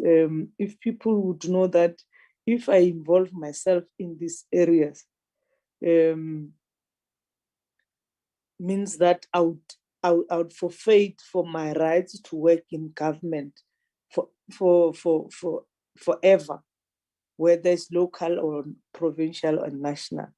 The last thing in terms of this strengthening or tightening the risk part identified, because most of the areas that we're talking about is provincial department, which you have the MEC reporting the premier. When you call the department, they will say our jurisdictions, Tony. But how do then make sure that working with in the area of when you identify the fault in the system, are we able to engage the premiers of those departments, except the department at national, but even the premiers and those departments to say, you have to tighten up the supply chain, how the supply chain, if it's vulnerable, how do we rectify the system itself? Just to check on those things, let me allow Honorable Advocate to come in, and then Honorable Malamata to follow up, then can then respond the Advocate. Thank you, Chairperson, and apologies, I wasn't even aware of this meeting. I just caught it up by accident. I've been in hospital until Sunday, and I'm still on sick leave for the next 2 weeks. But life doesn't come to a standstill, and I decided to defy my doctors and participate here because of the significance of this meeting. And of course, because with my past deployment, I worked closely with Advocate Motibi, the SIU, and the other law enforcement agencies. So I have a sense of where he's coming from.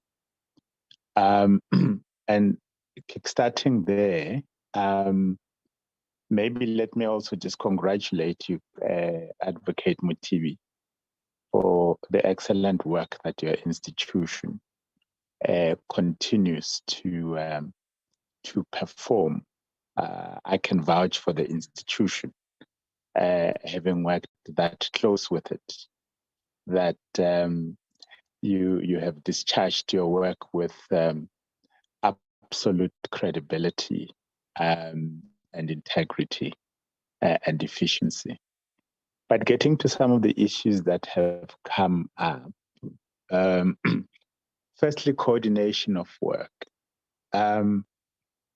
You would recall that out of frustration, the Auditor General initiated the Public Audit Amendment Act to strengthen, give it more teeth in terms of findings that it makes, which require consequence management. And where historically such consequence management, especially on the part of auditees, have been lacking. Now, I want you to give me a sense of to what extent has the Auditor General been able to utilize your mandate, which they don't have, having identified some of the shortcomings through the audit process by way of referral to ensure that action is taken by ourselves who have more teeth than they do, which does not even end with yourself, but you yourselves have the authority to do referrals where, for example, matters border on criminality, where you can do referrals to the NPA, which in turn would refer the matters for investigation by the police or the Hawks. So that's one aspect. But the other aspect is, and it also links to the issue of blacklisting. You equally, I am aware, have had the challenge in the past, and I don't know what the progress is now, where you would make findings that not only require civil recovery, which is your responsibility, or criminal action, which you can refer to the NPA, but also consequence management, which is the buzzword, by the auditee or the department or entity itself. And having referred the matter for action by the relevant department, whether action is taken or not is something that has raised the question, who monitors that, who enforces it, and if nothing happens, what then? I don't know if that question has been dealt with and resolved, because obviously sometimes a department, even if it referred the matter to the SIU itself, or the matter was referred through other channels, if the head of department or any senior management in the department were to pursue the individual, they might find that the individual has an ace on them and they are not inspired to genuinely pursue consequence management against that official, because the official will blow the whistle on them. So you end up with matters just fizzling through because of the interconnectedness of the relationships, where an official will do things knowing that he knows what the minister has done, or the DG has done. Remember the movie, I Know What You Did Last December or last summer. So how do you make sure that, having been clear that apart from the criminal and the civil recovery from your side, there is a clear case of disciplinary action, and that is not happening? There was also an issue about the law, that all it says is that, well, having been the Minister of Justice, obviously I would, send the draft proclamation to the president. The president looks at it, approves it, comes back to us, we publish it, you have the authority to investigate. But it seemed as if there wasn't a mechanism that gives feedback to the very authority that initiated this process, which is the presidency, to say, President, we've done all the work, and these are all the different aspects, including the role of the department, the role of the NPA.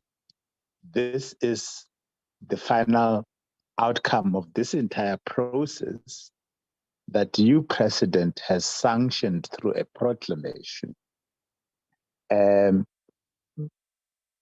Who takes responsibility to oversight the entire stream of work, different parallel streams of work, to make sure that they eventually converge into a common outcome? In that, regardless of which institution was supposed to do whatever, the final comprehensive overhaul outcome that ties in all those parallel streams of work is realized. So it's an issue that was partly a statutory issue. And at the time, we saw it as a gap, which could be managed either administratively or statutorily. Has there been any follow-up on that? And similarly, you would recall the meeting that we convened of the relevant entities themselves to say you don't have synergy because you don't have a common citation system of cases. When a matter is referred to the SIU, you have your own way of coding that matter for purpose of identification.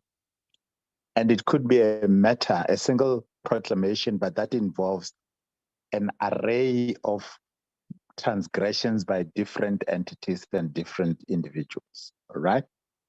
So you handle your case, you get your civil recovery, you refer the matter as such in terms of your own citation to the NPA. Now the NPA must then refer the matter, if there's a criminal aspect to it, to the police, who must then establish a criminal, what do you call it? Not criminal record, a case number, because that's how the police work. But in establishing that case number, they would not necessarily have a case number that relates to your own way of identification of the matter initially.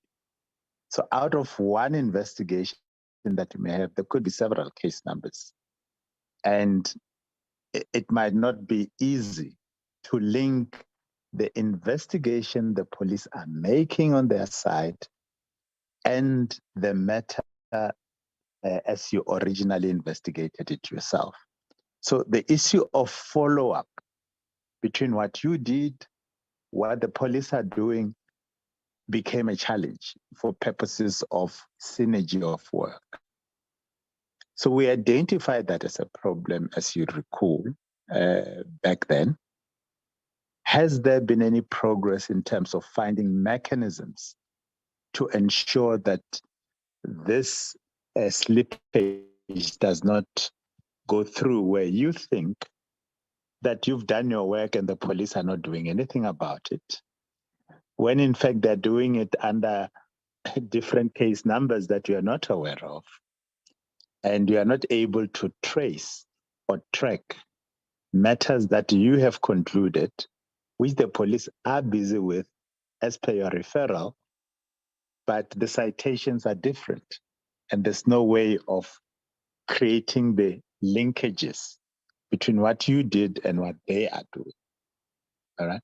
So I just want clarity on that. And just on the issue of blacklisting, I am not sure if we have a clear system that is transversal, that is comprehensive, that is short of better English, well coordinated and synchronized.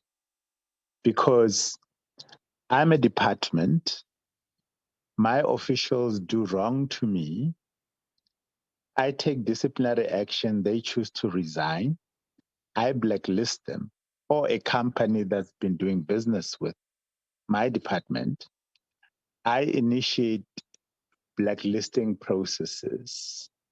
And this links to another question that somebody else asked. Is the blacklisting of the corporate entity, or is it of the individuals?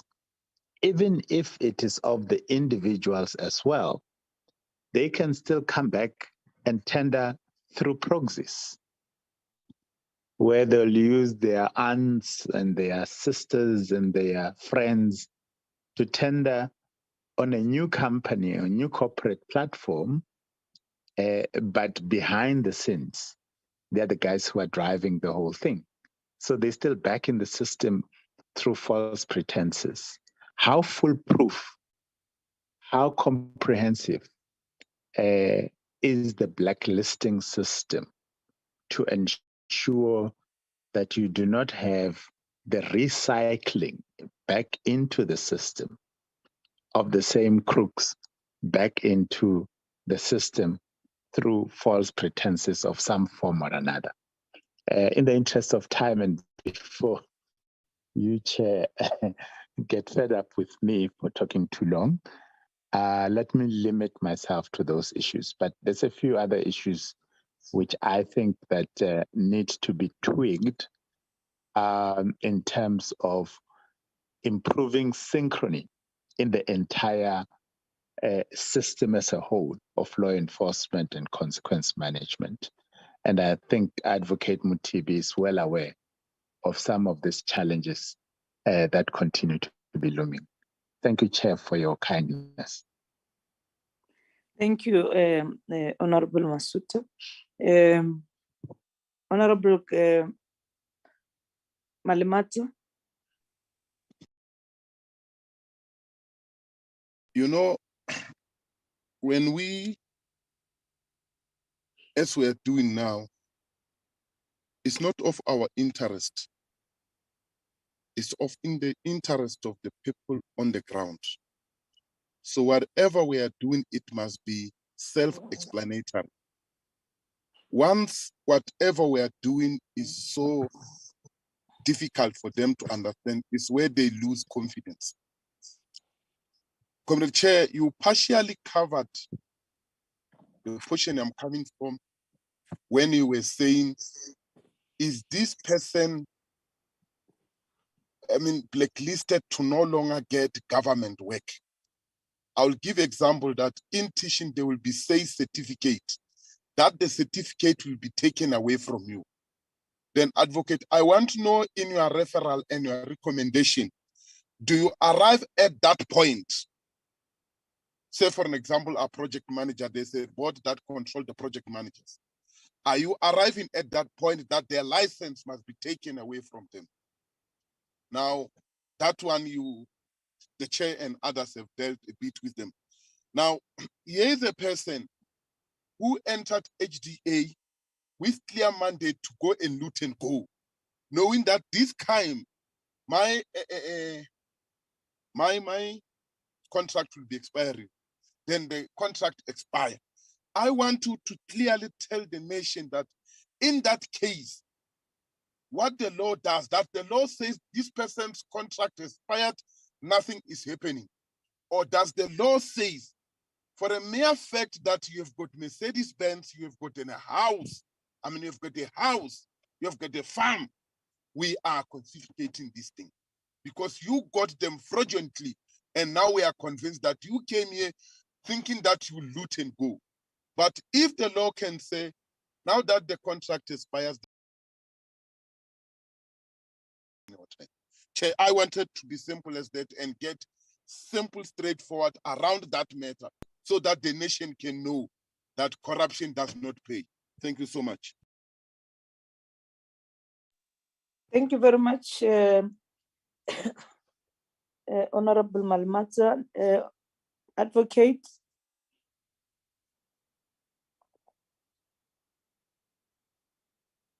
Advocate Mutibi, sorry, because there are two advocates now. No, thank you. Thank you, Honorable Chair, Honorable Semenya. We really appreciate the questions and comments by the honorable members. I would like to start off with your questions and observations, Honorable Chair. The issue around abuse of procurement processes during emergencies. As I say, it has really reared its head. It's always been there. If I use a related example, in the Lepelle Northern Water area, the committee would probably be aware of the Guyani water situation. When it started, there was this emergency situation, which our investigation actually found that there was no emergency and there was abuse of procurement processes. I can cite other examples. Now, with regard to the procurement during PPE, during the pandemic, it was so clear. Now, as part of our recommendations, Honorable Chair, we have made several improvements or several recommendations to improve in the procurement process and build in the checks and balances, so that, among an example, the checks and balance would say not one person sends out a request for quotation, receives it back, processes it to appointment. That is a clear risk that you will find abuse. So we have recommended clearly that there should be clear checks and balances. Now, with regard to the role of the Auditor General, we have engaged with the Auditor General, and we are really glad that the President has sort of moved on and asked them to do real-time audit. We've seen that work to a large extent during the flooding situation in the KZN. We've seen that kind of tight monitoring or tight auditing, if I were to put it like that, does bring positive results. Now, we are busy at the moment. In fact, that paper is out. We have been part of the United Nations Office on Drugs and Abuse of creating a framework that state parties can use to improve procurement during emergency situations. We have received that paper. We're going to send it out to the National Treasury so that they take that into account when they improve on the procurement processes, and that includes the role of they call them supreme audit institutions. That is the Auditor Generals.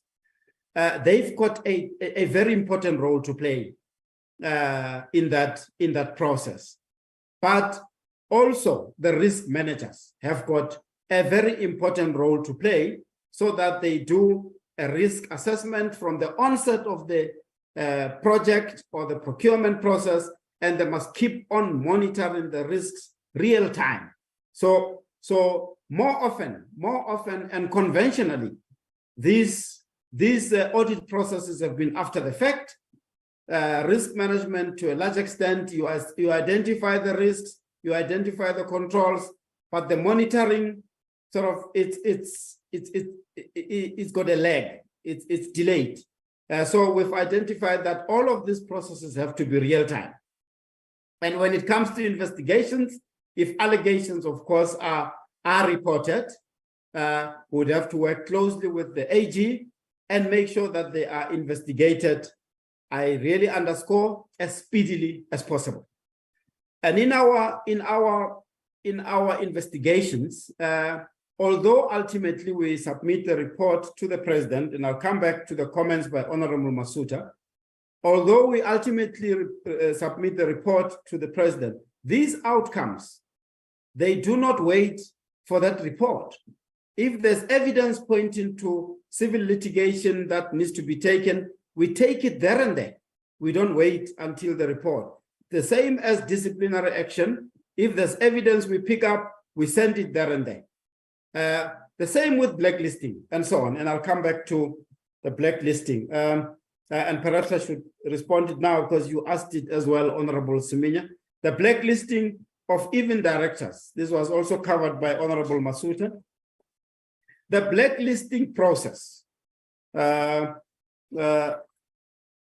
have really identified that it needs a review. It needs to be also improved.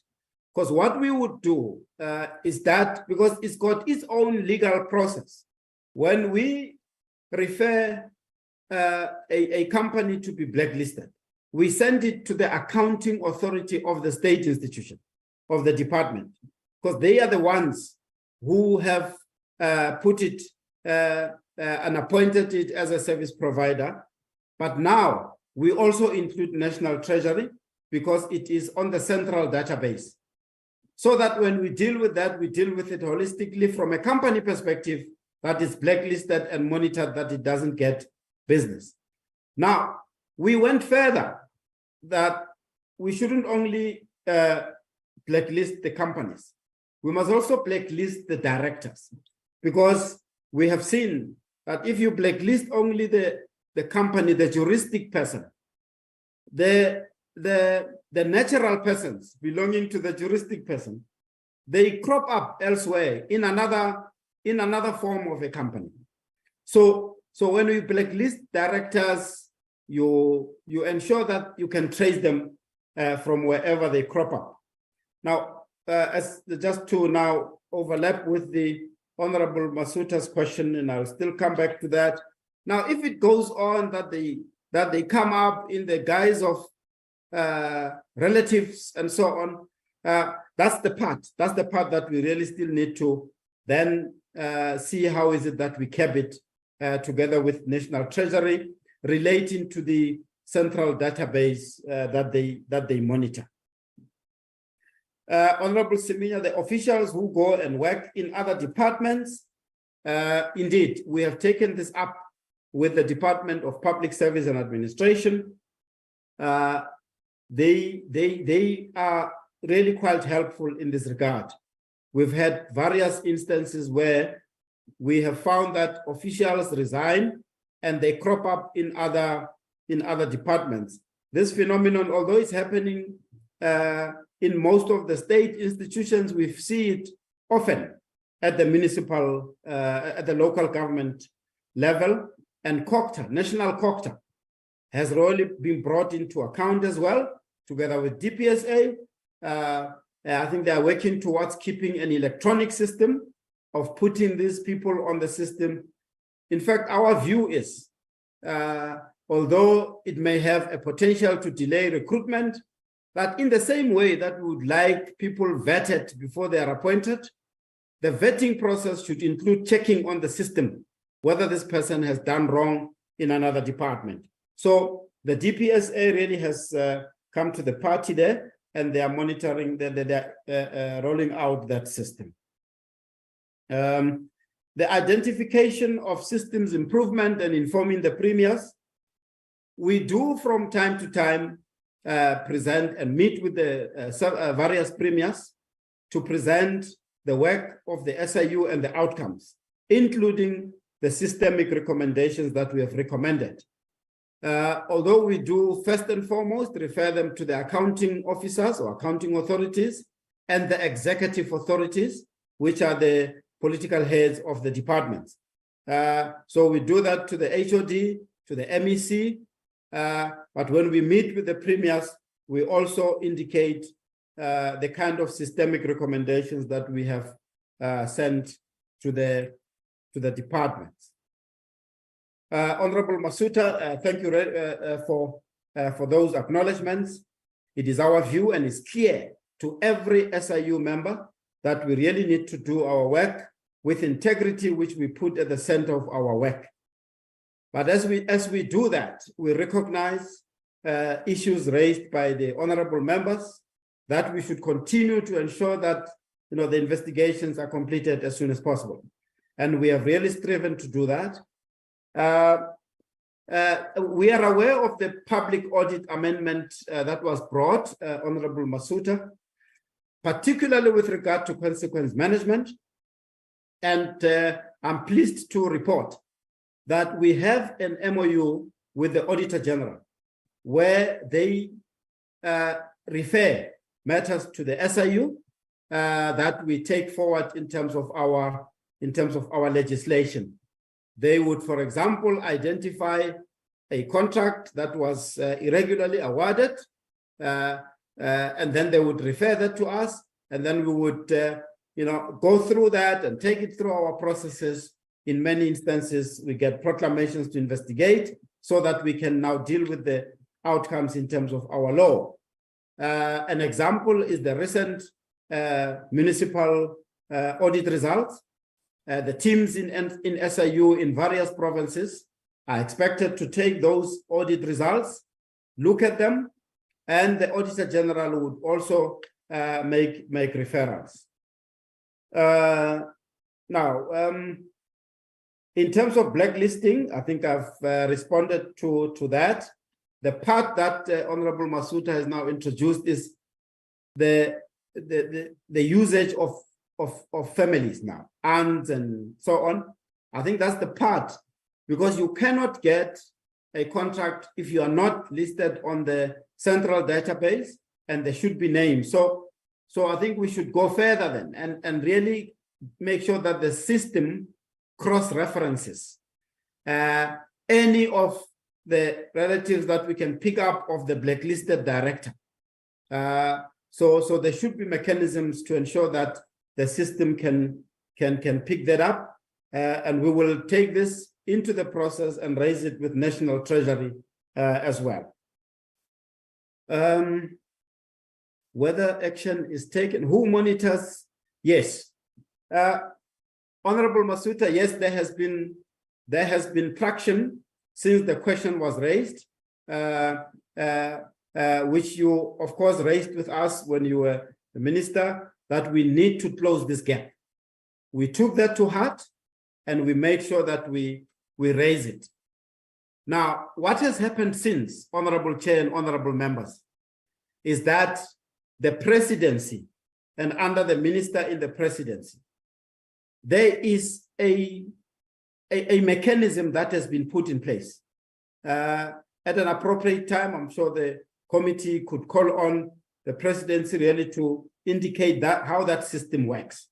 Now, this is really because we are involved in that, because initially it was as a result of saying, how do we close the gap to ensure that SIU referrals are monitored in the departments, in NPA, and so on. Now, that system does the following. We would have referred, as I said, evidence is found of wrongdoing by an official, we refer it to the department, we expect action to be taken. Our overall observation is that there's a delay in taking action, and Honorable Masuta makes a point that in some instances, the officials may have an ace onto the manager and so on. That may be some of the factors that lead to the delay, but we are really glad that the presidency has put these measures in place. Now, what they do is, firstly, the SIU reports have been sent to the accounting officers, accounting authorities by the president. And when the president first took this decision to send these reports out, I think it was around 2019 thereabout, he took a decision that no, all the reports must be sent out. In the covering letter by the president, he wants feedback from the departments on what have you done with the recommendations of the SIU. Now, this mechanism that has been put in place is following up on the actions taken. If actions have not been taken, why has it not been taken? And an appropriate action is taken to those who fail to take action. So really, that mechanism will go a long way in terms of monitoring the whole system, including the Department of Human Settlement. And that also deals, Honorable Masuta, with the interconnectedness of the referrals. Because even referrals to the NPA are going to be followed on, without interfering in their work, in the decision to take whether to prosecute or not. But follow-up is as follows. These matters have been referred by SIU in that year. Now, what has been done? Why has the decision not been taken? And so on. The same monitoring system extends to National Treasury in terms of blacklisting and the others. So that mechanism is currently being rolled out. We're really pleased that that has been put in place. The other area we're looking at, Honorable Masuta and Honorable Members, is that the SIU legislation probably requires enhancements so that it can deal with the peremptory nature of our referrals. We've put through the recommendations for the amendments. They are with the Department of Justice. We are hoping that at an appropriate time, those amendments will be put through. So that deals with the issue of follow-up. So, so we have really come a long way, Honorable Chair, honorable members, in terms of closing the gap that Honorable Masuta refers to, and it has really been closed comprehensively. What needs to happen, of course, is that that mechanism has to be implemented. It shouldn't be a mechanism that sits there and really nothing happens after it. I think I've responded to the blacklisting. How comprehensive is the blacklisting process? I think it really requires improvement, and I think we'll take it up with Treasury as they now look at improving the PFMA. Now, Honorable Malimeta, thanks for those questions. It is really our interest and in the public interest that consequence management has to happen. Even though in many instances, we have seen that officials, when they see that investigations are on, outcomes have been reached against them, they are quick to resign. And we have identified that. Now, the unfortunate part is that the law does not give the accounting authority, to refuse. I don't think there's been, that part has really been researched, whether the accounting authority can refuse somebody from resigning. But in any case, we have seen instances where officials resign, but as I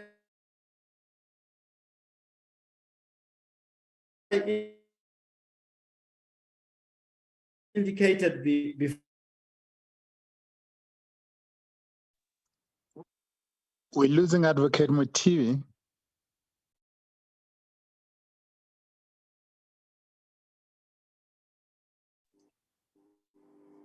Hello, thank you very much, Advocate. Honorable members, because we still have the other item on the agenda, I'm going to request that we release the advocate and thank them for coming to brief the committee. And as Honorable Sifai and Honorable Zeki has suggested that we should, as we interact with the department, some of the issues that are within the department to assist in rectifying, we should actually raise with the department. And I want to thank you, Honorable Mutivi, and your team, and will continue to work with yourselves so that we strengthen accountability in the system of the state, and people who are doing wrong things are penalized for their activity. Thank you very much. And to my teacher for availing himself to this meeting, my former teacher, Mr. Khanyao. Thank you very much.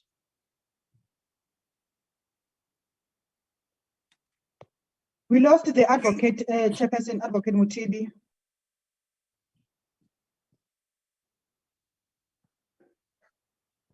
Oh, I thought he's done. No, he was not done. He was still responding, but the network maybe it's a problem. Oh my goodness. But Mr. Khanyao is still on the line. Maybe he can speak on his behalf. No, It was on the last response that he disappeared yes. before you closed. Yes. Chair. Okay.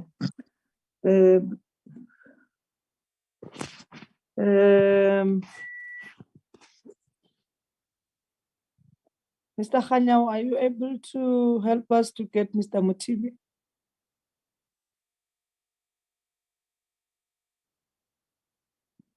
because of time, Honorable, can we request that the SIU can then can do that response in writing and circulate to members so that we go to other items? Chair, maybe my proposal, sorry, I'll just jump in. It could be that Mr.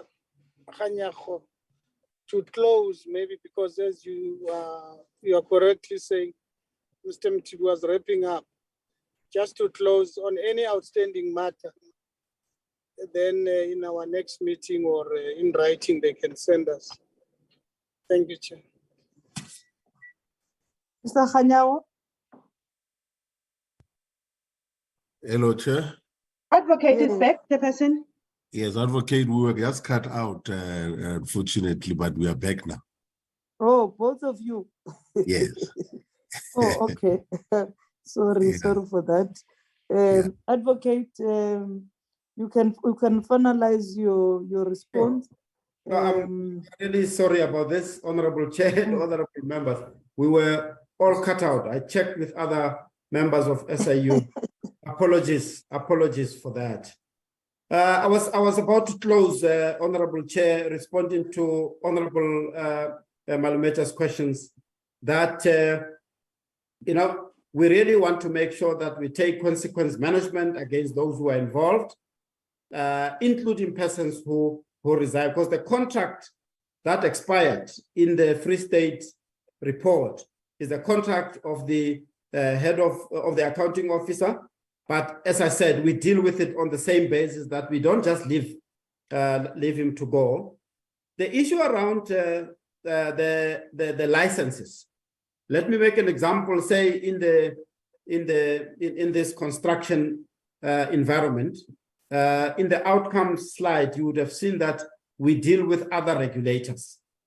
If they are, for example, if there's blacklisting, because we would like to make sure that this company doesn't do business, we also refer to other regulators. This would be the license.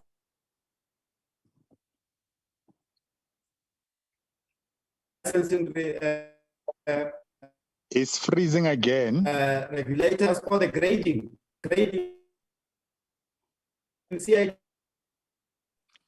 Chair, Advocate Mutivi is freezing again.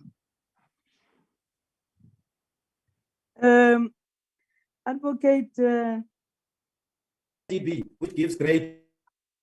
you are freezing, Advocate, as you respond, you got cut.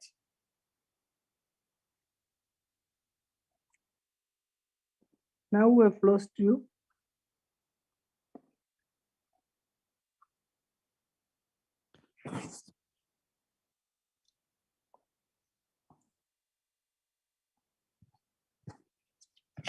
This thing of even Mr. Khanyago has left, Mr. Mukonya left. I don't know what's the system. Their system is removing them. I don't know.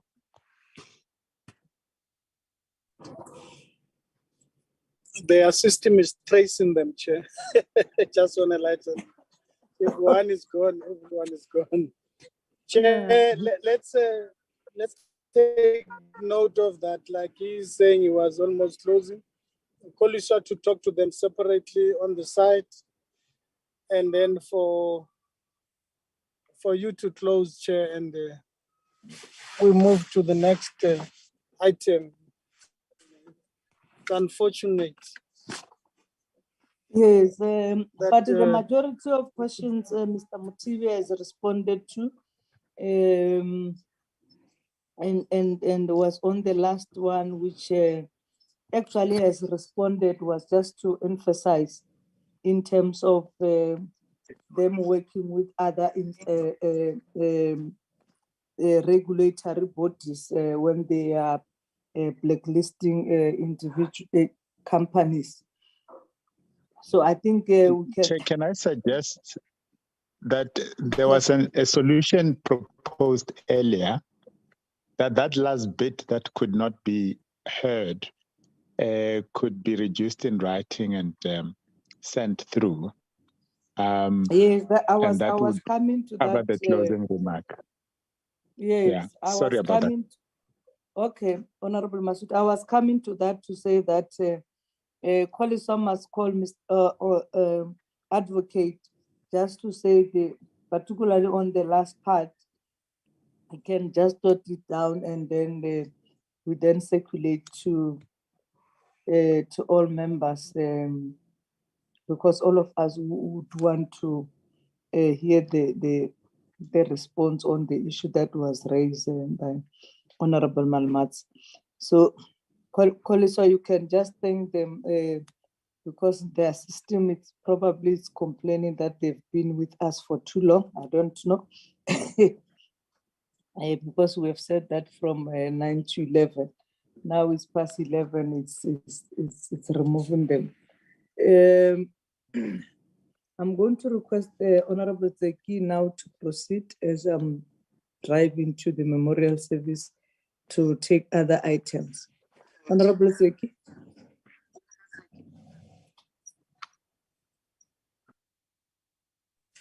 Thank you, Chair.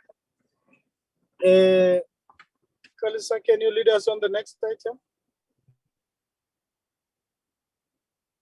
Yes, Mr. Eteki, we are now going to the Department of Human Settlements to present on the intervention on floods. Thank you.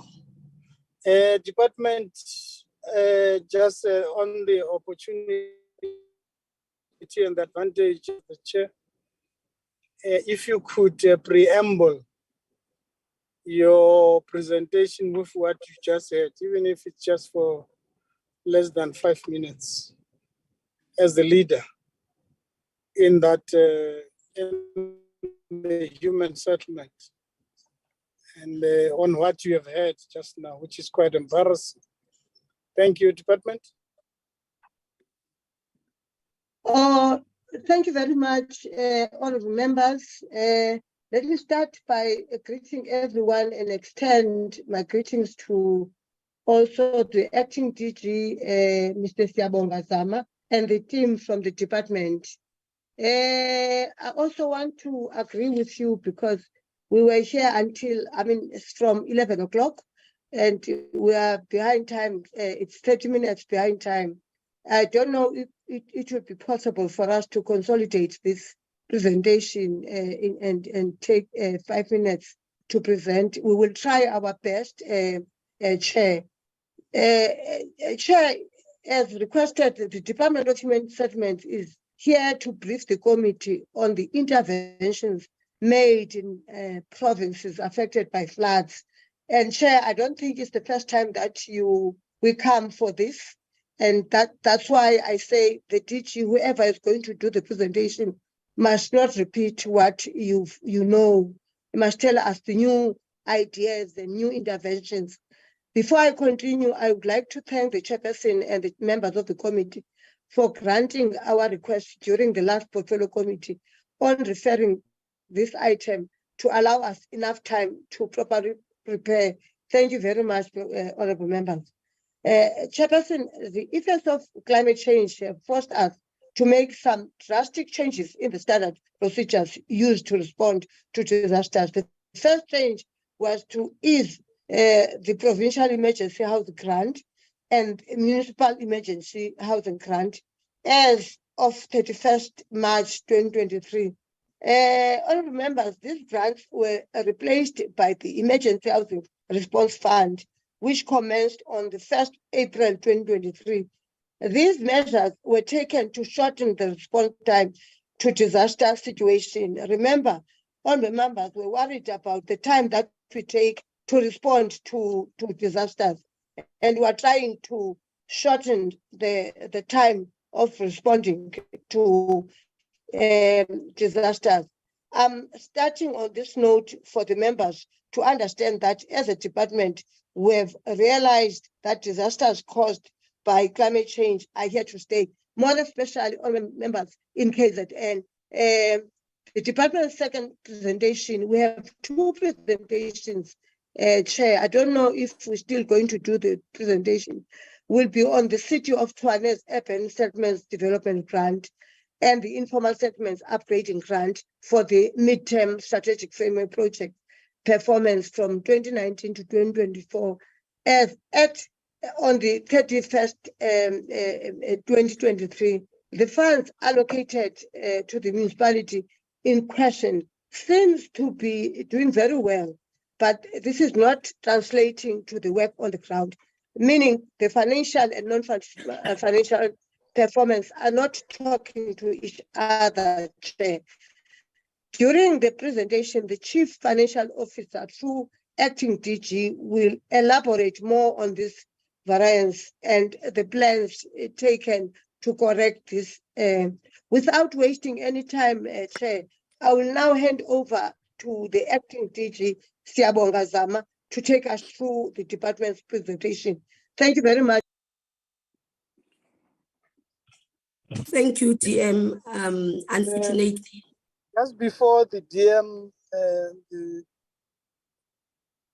the director comes in, I got cut, DM, my apology. So I did not hear what you were saying on the request I made, but I will ask Kolisa to summarize after the meeting. Thank you. Can you continue, DDG or DG? Chairperson, members of the Portfolio Committee, good morning. Colleagues, Honorable GM, good morning. My name is Lucy, surname Bele. I'm the one that's leading the team. Today we've got two committees. The acting DDG, Siyabonga Zama, is with the other team. They are attending to Scopa. They're in Cape Town. We have been summoned there to deal with the Prasa line, the central relocation for the Prasa line. So I will be here with the team, leading the team on the two presentations. And sorry, just to add on what TM said, for this financial year, we are taking over. And when the SIU was presenting all those findings, I got so worried because most of the issues is procurement, it's SCM, it's emergency, it's disaster, and it's what we will be doing. But the good thing is when we met with the AG, when they realized that we will be implementing the emergency housing response, they told us that they will be doing the real-time audit. The purpose of the real-time audit is to check if we are complying, to check if we are doing things right. And if we are doing everything wrong, then they will be able to stop us. So I think the introduction of the real-time audit is what is going to push us as a department and try to do things right. And most importantly, we have learned from whatever the AG in the prior years of COVID and the disasters have put on the table, and what we have learned this morning, that we need to look at what the regulations are saying. We shouldn't abuse the system. There is a new instruction note that came after this whole COVID and the abuse of the SCM. Is called Enhancing Compliance, Transparency and Accountability. So as a department, that's what we are taking forward, and then we are utilizing that when we will be implementing on our program. Honorable Chairperson and members, I'm with my colleague. We are going to start. I don't know whether we will be sharing the screen or Ukoliso is going to assist us with sharing the screen. I'm sitting in the boardroom at 240 Justice Mohammed. I've got two colleagues with me. I've got Mulalo Mutige. She's the Chief Director, Grants Management Services. I've got Mr. Edwin Limba. He's part of the emergency response team. And I'll request the colleagues that are online to introduce themselves, if it's fine, or we should proceed. I don't know, Koliswa, if we should share the screen or somebody's going to share the screen. Please share the screen, sister. You have the powers. Okay. Whilst I'm sharing the screen, I'm requesting the colleagues that are from the National Department that are joining us online to introduce themselves. Comrade Lucy, let's continue. You will get a list of those people, so that, because now one will wait for the other and then it will retard our progress. Just continue, and then you'll get the sum of one of you must just collate the information so that you can just mention their name. Let's present. Thank you, Chairperson. Noted.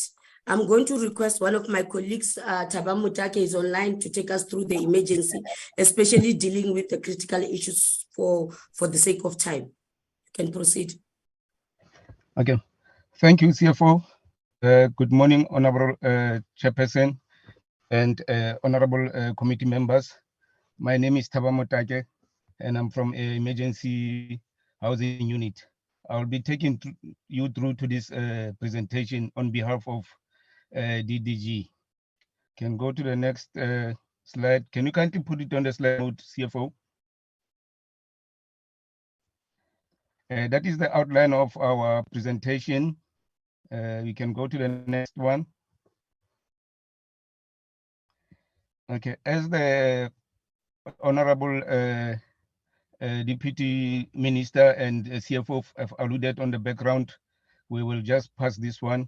It has already been talked to. I will go straight to the gist of the presentation. Here, honorable members, I just want to indicate that what happened is, as the unit or emergency unit, what we've done here, we've requested all the provinces, the municipalities that were affected by the disasters for the past 3 financial year to actually populate the information.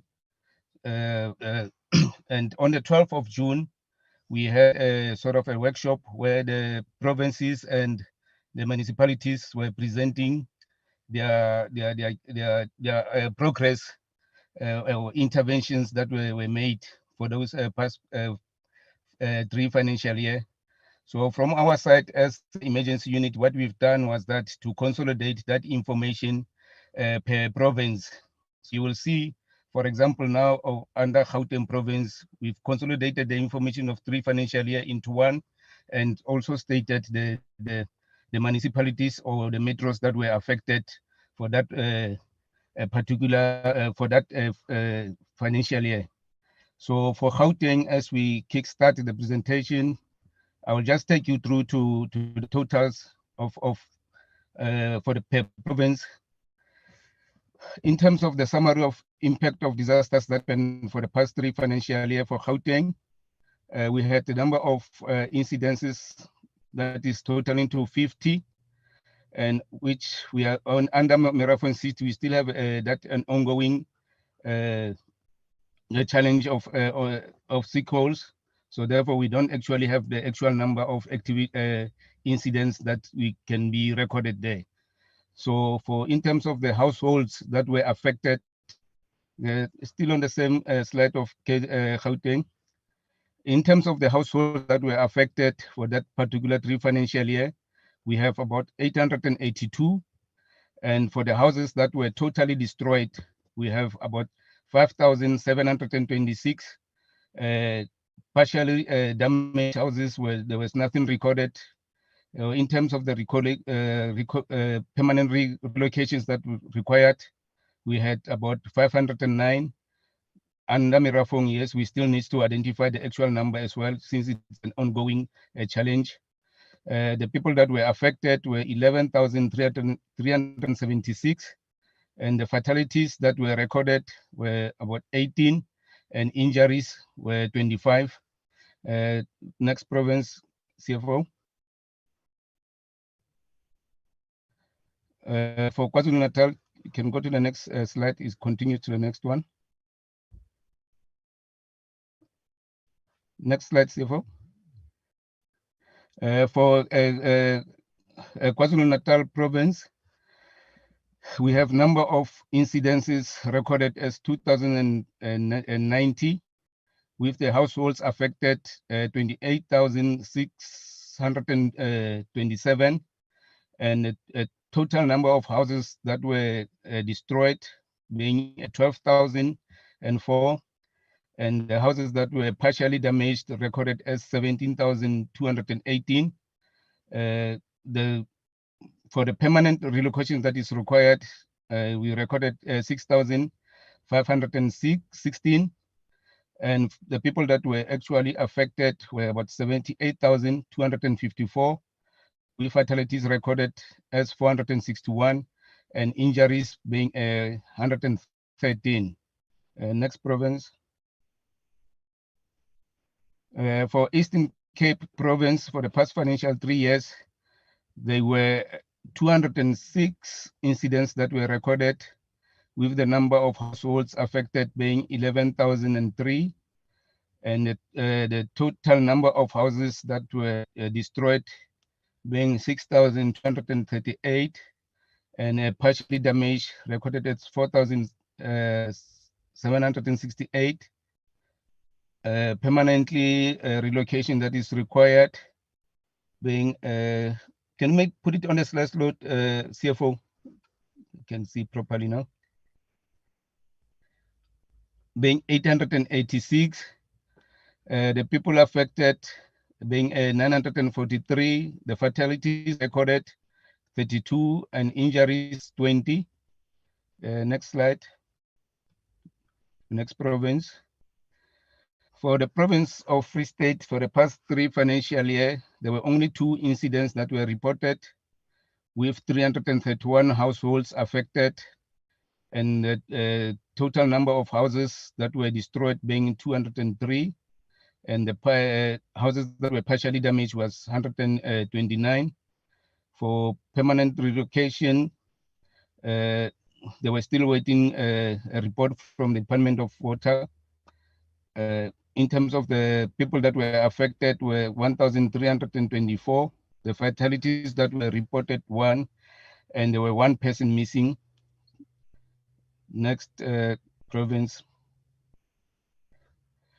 For the province of Limpopo, there were a 7 number of incidences that were reported for the past 3 financial years, and households that were affected were 525, with a total number of 84 of houses that were totally destroyed, and 56 that were partially damaged, and there were no permanent relocation that was recorded, and people affected were 0, and fatalities were 1, and no injuries were recorded. For the province of Mpumalanga, there were 11 incidences that were reported for the past 3 financial years, and 6,833 households that were affected, with the 80 total number of houses that were totally destroyed, and partially damaged were 491. In terms of permanent relocation, the province was still collating that information, and as well as for the people that were affected, we're still working on that. For the fatalities that were reported was 11, and injuries were still to be confirmed. Next province.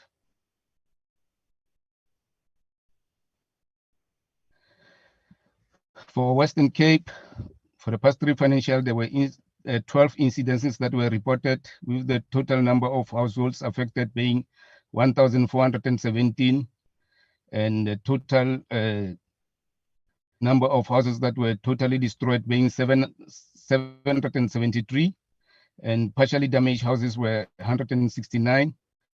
Permanent relocations that was required was 504, and the people that were affected was 845, and with 4 fatalities that were recorded and no injuries were recorded. Next slide.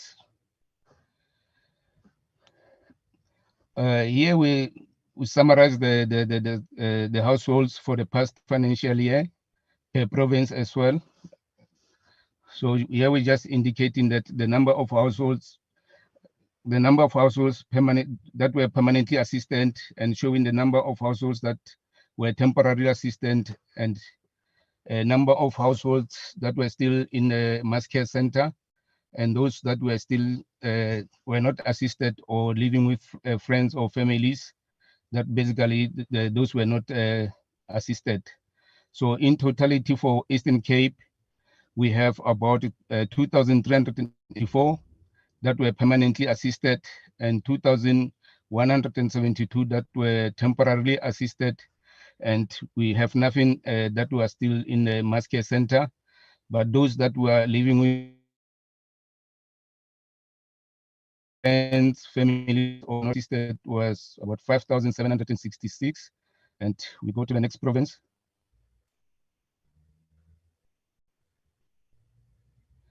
So in terms of the Free State, the summary there, we have currently 3 households that were assisted permanently. In terms of temporarily households, this still about 167 households were assisted in terms of rental accommodation booked. And I might just make a note, this for the Free State under Kopanong, Jakasfontein. This is where the mine is taking full responsibility of those disasters that happened then, I think in last year around September. So the number of households in Mas Center, okay, like I've just indicated, it's 167. In terms of Limpopo province, we have 1,403 households that were assisted, and 50 that were temporarily assisted. And here, number of households that are still in the mass care center, we have about 225. And those who are still staying with friends and family or not assisted, 818. Next slide, please. So in terms of Mpumalanga, we have 3,769 households that were permanently assisted and 80 that were temporarily assisted, and about 9 households that are still in mass care center. And also must indicate that out of that 9, 4 are not a South African with no identity. And also the traditional leader has availed the land. However, the municipality is still to conduct an assessment to ensure if the land is suitable for the human settlement. For those number of households not assisted was about 698. For Western Cape, we have 31 households that were assisted, 1,390 that were temporarily assisted, and nothing recorded under mass care center and those not assisted. Next slide. So on this slide, honorable members, is just a summary of interventions that were implemented by the province for that past 3 financial year. I won't bore you with the details. If there's any question, we are still online to answer the questions. We'll go to the next slide. Next slide, CFO. Next slide. Next slide for financials. Okay, you can just go back a bit.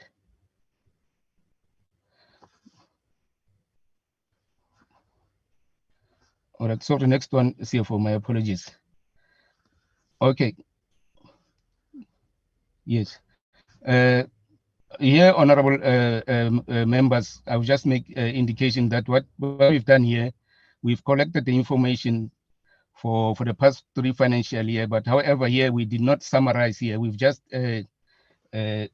presenting as per the financial year, just to indicate what transpired on that financial year, the funds that were approved and the expenditure that were incurred by the province or the municipality, and the status of the project, if it was complete or not completed.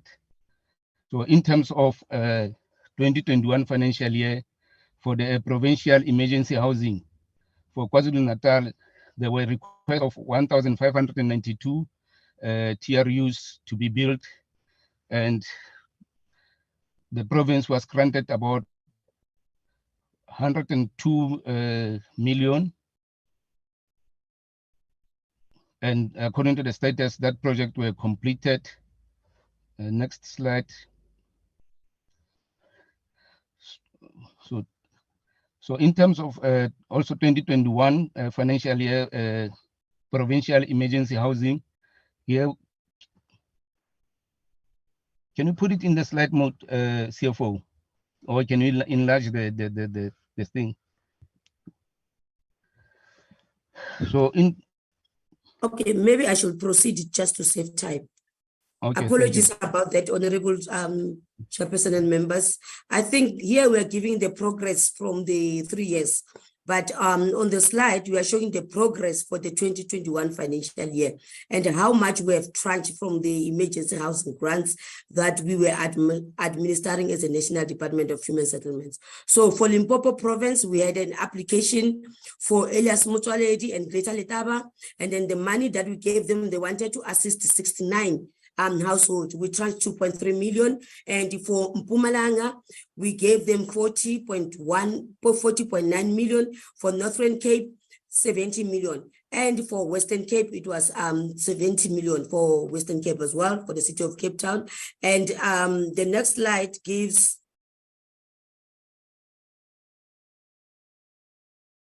the next slide is for on the emergency housing grant intervention as well, that for Free State, what we have tranched for Free State is giving us how much we have transferred to the municipalities. We received an application from Sakisizwe municipality in the Western Cape. They wanted to build 37 TRUs. We gave them 2.3 million and the project is complete. And for the OR Tambo, they requested to assist or to build 647 TRUs. Then we gave them 41.7 million. However, during that year, the money was not spent and we had to request a rollover because we agreed that they need to request a rollover. But on that particular year, there was a change in leadership. That's when we picked up that the money, the 41.7 million that was given to assist or for emergencies was utilized for salaries. And we went back to them to try and find out what actually happened to the money. And then they told us that they are busy with the National Treasury because it's assisting them with the business rescue. And then for City of Joburg for that particular year as well, there was 71 million that was transferred to the City of Joburg, and to Jozini Municipality 17 million, Mutubatuba 29 million, and Kagisano Municipality 3.3 million. And for the three, Jozini, Mutubatuba, and Kagisano, the projects are complete. However, for City of Joburg, this one was, they wanted to assist the residents, but they couldn't proceed because they couldn't identify land. And the money had to go back to the revenue fund. They couldn't spend the funds that we have transferred to them. And just to proceed, for Free State, Maluti Apofo, we requested an application from Maluti Apofo municipality. But before we can transfer the money, because we realized that we are really struggling with the local and the district municipality, before we transfer the funds, we will check the report from the Auditor General, especially the financial status of that particular municipality. When we looked at the Auditor General's report, there was a disclaimer that was issued under Maluti Apofo. So instead of transferring the money to Maluti Apofo, we requested the province to be the one that is submitting an application. When we sent the province to go and check what actually needed to be done in Maluti Apofo, they couldn't agree with the work or whatever, or with the beneficiaries, they couldn't agree. And the money had to go back because the money was sitting within the Provincial Department of Human Settlements in the Free State Province. Then KwaZulu-Natal, there was 3.8, and then the project also, the money was transferred to Emadlangeni municipality, and then the project was completed. And then the next talks to the Upongolo municipality. We transferred 30.9, and then the project is still in progress. This was during the 21-22 financial year. And then in John Taulo, they came to us, is a district municipality. When we checked at their financial status, they were doing very well. They had been audited. In fact, when we transferred the money to John Taulo municipality, this one is in the Northern Cape. After we have transferred these funds to assist, we got the SIU in our door. They were doing investigations. They just wanted to find out what actually happened with the funds. So when they went back to the John Taulo, because they had to go back and confiscate the laptops of everybody who was in charge and who released the funds. So they picked up that immediately when the funds left the National Department to John Taulo, the funds were transferred to a third party. So this is also still under investigation.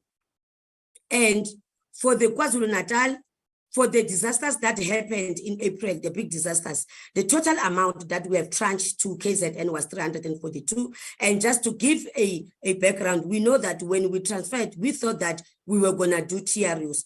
But because of the land issues that were there, that we had to struggle with, I remember we had to go to National Treasury to request additional funding for eThekwini to procure land. But eThekwini, when they were procuring land, the land was from the Hullet Sugar. And when they were busy just about to conclude the whole process of land acquisition, that's when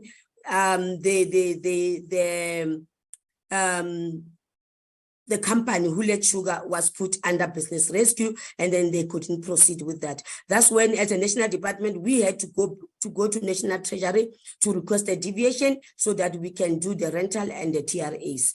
But however, the status now, they were able to assist most of those that were affected by those disasters. So, Honorable Chairperson, members, this one gives the municipal emergency housing grant that was transferred to Upongolo for the year under review, the Thiwosas, the City of Cape Town. But however, for the City of Cape Town, because most of the issues that we are seeing within the City of Cape Town, they are fires. So we give them the material supply because they opted for material supply. Then we give it to the City of Cape Town and the Alfred Inzo as well. We give them 16.6. And then the City of Joburg, we gave them 13.5. We had a meeting yesterday. We were in the Eastern Cape, and Alfred Inzo did indicate that they have finalized the 16.6, but the financial year of the municipalities, it ends on the 30th of June. So we will be able to get the accuracy and the correctness on how far they've gone with Upongolo, the Water, City of Cape Town, Alfred Inzo, and City of Joburg when we receive the final financials from the municipalities. So this is the next slide, Chairperson and honorable members, is giving us the rollovers on the grants that we have transferred. But however, I wanted to go and talk to the improvements, and TM has already spoken on the improvements. Because of the difficulty, and when we look at the numbers, we picked up as a national department that it is taking forever for the municipality because you'll give them the money. For example, I've made an example with the John Town. Before we can transfer money to John Taulo, we checked on the Auditor General report, we checked on everything. John Taulo had a clean audit, they had a CFO, they had an accounting officer. When we transferred the money just vanished, and the end, we were under investigations by the SIU. So I think what we are doing now, to say as a national department, we are taking over the function. So the next slide is just giving us the processes that as a national department, we have got a command center, it's established. We have got an email address that we are sitting with. And we are now saying, when we went to Eastern Cape yesterday, the issue that was raised was, look, Eastern Cape is more rural. The intervention that we are seeing is TRU. And this is what our deputy minister has been saying, that you are turning our villages as villages of the TRUs. One of the call from the mayors that were present was to say, can you come up with another help except the TRU? Because we are more on a rural area. Now, we want those rendezvous. So that's why as a national department, the important thing that we are bringing on board is the alternative building technology. So this is the one that is gonna be able to assist, especially those that are in the rural areas. Now, what we are putting now is just a flow chart to show how this is going to work. And we have seen it, it has worked last week when we had the KZN disasters. The colleagues went there, and then we are now coming up with how are we going to respond, to set in the teams to do the assessment of the damage so that we are able to respond. But we have got timelines. We've put the timelines that we're saying for us to be able to be on the ground, do the assessment and bring the interventions. So when you look at the process map, it's giving us all those things that we'll be able to do. So we are recommending that the Portfolio Committee on Human Settlements knows the progress report on what we have done for the past 3 years, and also note the intervention that we have done and also the lessons learned and what we are putting now for this financial year that has just started, what we will be doing to respond on the disasters. Honorable Chairperson, that will be the end of our first presentation.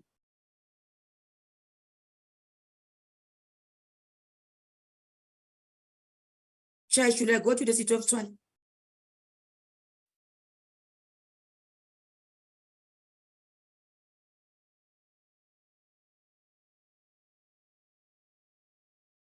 Hello, Mr. Teki.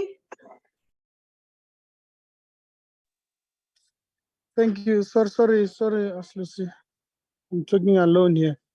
Kolisa Konja, we said we make 2 presentations and then we engage. Yes, let's do it like that. Yes. Can we go to the next one?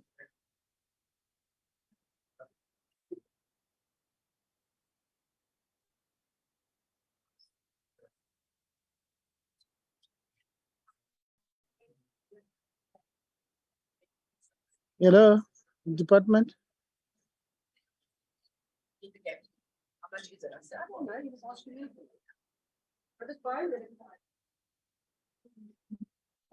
Hello, department. Got the girlfriend at the house. Oh, okay, sorry. Apologies about that. I'm sharing the screen. Can you see the screen? Not I was yet. trying to load. No, I'm trying there's to no- load the second presentation.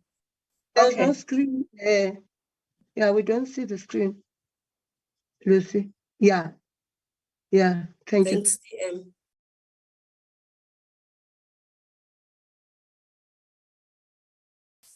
This one's slideshow. Unless I'm missing something.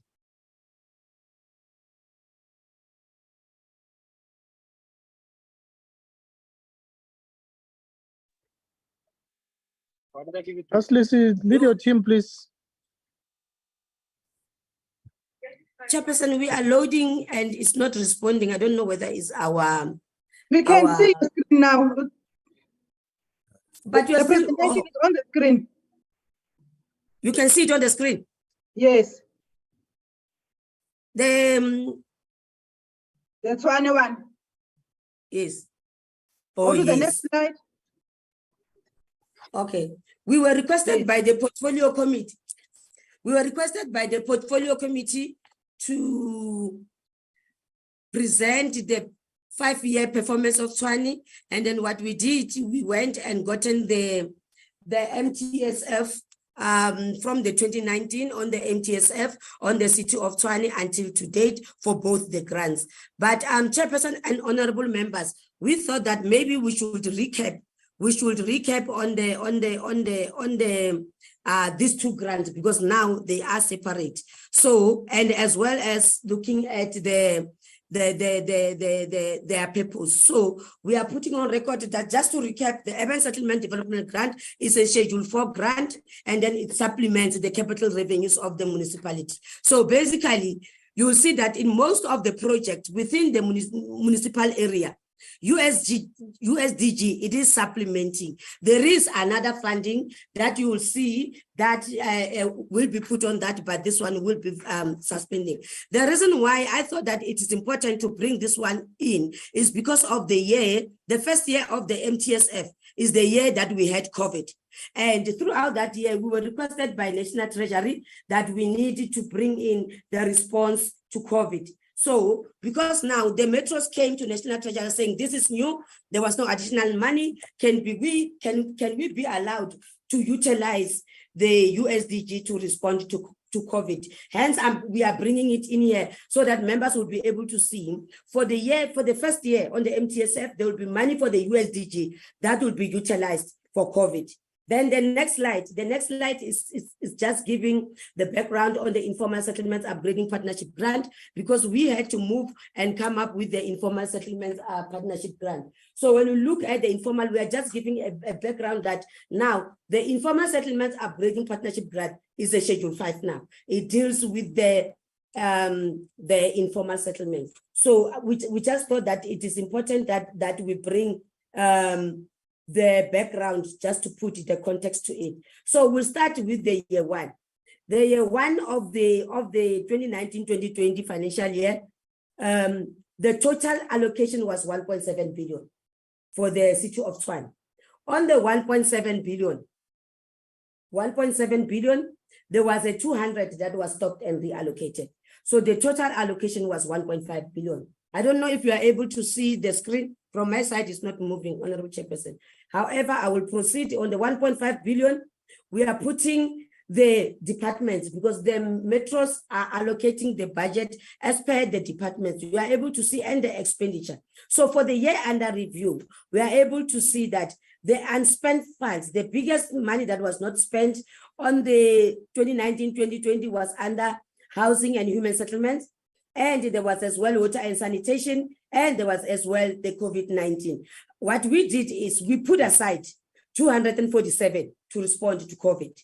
Out of the 247 that was responding to COVID, 176 was spent by the municipality, and the amount that was not spent was 198. I will come at the end to talk about all the funds that were not spent. The next slide is the project performance. The project performance is giving us the 1.5 and which projects was the money allocated to. Then we are able to see the projects that are sitting under human settlements and how did they spend, and if they spend 100%. And you can see that on my left-hand side, we are able to pick up those projects that are sitting under human settlements. You can see that they were constructing the roads and stormwater in Soshanguve Extension 12, and the construction of the roads and stormwater in Soshanguve Extension 13. However, when we look at the other ones up there, on the upper part, we went and extracted on the projects to say out of the 1.5, how much was allocated to which projects, and which projects were moving and then which projects were not moving. So the biggest allocation for the year was sitting under human settlements. Human settlements, the total allocation of the 1.5, they were given 748 million that was allocated to human settlements. And then 281 million was allocated to water and sanitation, and then energy and electricity 173, and the others that are sitting there, and then there's an upscape of the 51.3. And when we look at the project, the total number of projects for that year, there were 87. I need to put into context that when we started approving the business plans, we never knew that we were going to be in that year of the COVID. So the business plan was approved with the 87 projects, but when you can look at the projects that did very well for that year, only 22 projects, they were able to spend up to 100%, and the other projects, they were struggling. Honorable Chairperson, I don't know if you are able to pick up where I am on the screen. On my side, the screen is frozen. USDG financial performance and funding utilization. We have moved to that. Yes, So as you according see, you are to saying about the screen on my side, it's moving. Oh, okay. It is moving, eh? yes, it is. I'm on We are I'm on the USDG project financial. distribution. Okay. Can you press again? I'm on slide 7 that talks to the project distribution. We are on 5. No, Lucy, it is not moving. Let me, because on the screen it's slide 5. Yeah. DM, let me close everything and then reload. Close that one. Yes, let's check. This one.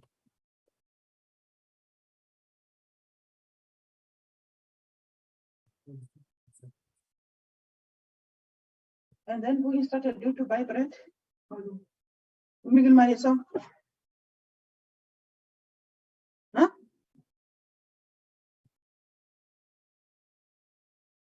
Oh, this thing I'm telling you. They're struggling. Okay, so the slide that I'm talking to is the 2019-2020 non-financial performance. As they are trying to load the presentation, I will proceed hoping that members are able to see what we have circulated. On the 2019-2020, we are just giving the projects and which projects were implemented where. So when you look at that slide, I'm on slide 7. The slide 7 is giving us the housing and human settlements funds were spent on 68 projects. The projects were for water and sanitation provision in Hammaskral. There's bulk water and sewer in Hammaskral. then as well as the Winterfeld, Kopano, Mabupan, and Oliven. But when you look at the electricity, there were funds that were spent in the electricity projects. On the electricity projects, we are told that, and when we verified that there were funds that were spent on the installation of the multiplexing on the Moikiov, the Blessbok, the Kudusport, and the Vaparent. So what we are trying to show is to show the financial and the non-financial information regarding the performance of on the 2022 financial year. The next slide now, we are moving right on to the next financial year. I'm on slide 8. Slide 8 is the financial performance for the 2020-2021 financial year. Yeah, as Lucy, it's now not moving. Okay, Chairperson, they're trying to call this guy from the IT. Maybe we should. So, okay. It's a screen sharing. Committee Chair, just to save time while they are still sorting, IT sorting the slides or the gadget, Lucy is reading from the document just to save time. And she's saying she's on page 8. Can I tell from my side here? Yes, please try to do it on your side. We can also refer to what you sent to us as well. Okay. Yes. Thank you. Let's try use your side, Koliswa. If we still struggle, let's Can you allow see it now, Chair? us Lucy to Yes, present. yes, we can see it. Yes, I can see it. Oh, thank you so much. You were on slide 8. 8. Yeah, now it's moving. Yes, it's moving now. Thank you. All right. Police, is it yours or mine that is moving? It's mine. Oh, okay. So we are on Sure. slide 8. Next slide. Apologies for that. Technology in the boardroom is not helping us. Yes, I'm on the 2020-2021 financial year. So, Honorable Chairperson and members, the allocation for the 2020-2021 financial year was 1.5 billion.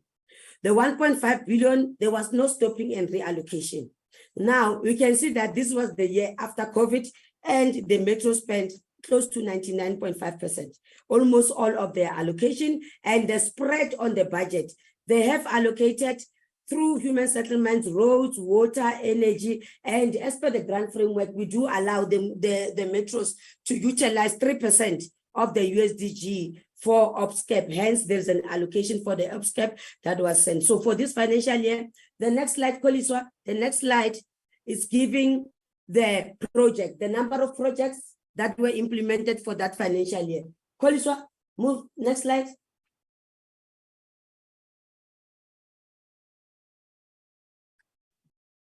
I'm trying. It's not moving on my side as well. What's the problem? Click on the screen. Click on the screen. There we go. Yes. Okay. Is this ours that's moving up? No. Continuously, even if there's no slide, continue. Yes, I'm about to wrap up, Chairperson. Yes. So for the 30 June, we went a step further because we were requested by the portfolio committee to show the projects that were implemented so that you can see where did the money go. Then you can see that on the spread, the biggest allocation within that financial year was the 616 that was sitting under human settlements. So, and then we are also giving the projects that were implemented and the ones that were not spent when we closed the financial year, or the one that we're struggling to spend when we're closing the financial year. And then the next slide,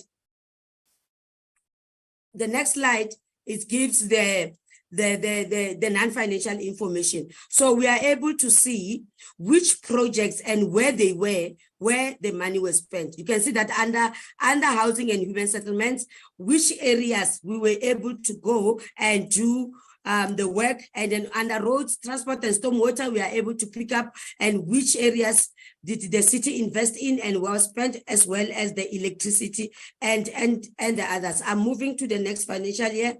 The next financial year is the 21-22 financial year with an allocation of 1 billion. The same with the other financial years. We can see the spread. The spread of the on the budget is across all the departments within the City of Tshwane, with energy sitting at 167, human settlements 241, and then water and sanitation. That's where the biggest investment for this financial year has gone to. So with 434 million that has been put under water and sanitation, 462 has been spent, because this financial year, this slide, different with the other ones, it shows that the allocation, the biggest slice of the budget is sitting under water and sanitation. And it shows that there was indeed an expenditure on the water and sanitation. Then when we go to check the projects, next slide. When we check the projects, we are able to pick up the projects that happened under which. So under water and sanitation, we are able to pick up the projects that were implemented. So when we close that financial year, they're saying that 4 projects, they were implemented to capacity. And you can see that most of the projects, they were moving, except 1 project, because for that financial year, they implemented 18 projects under water and sanitation.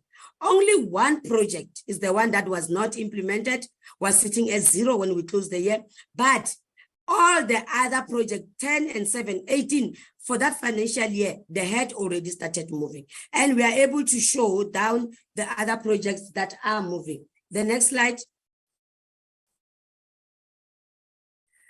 On the next slide, we are able now to go a step further to see where did the investments go.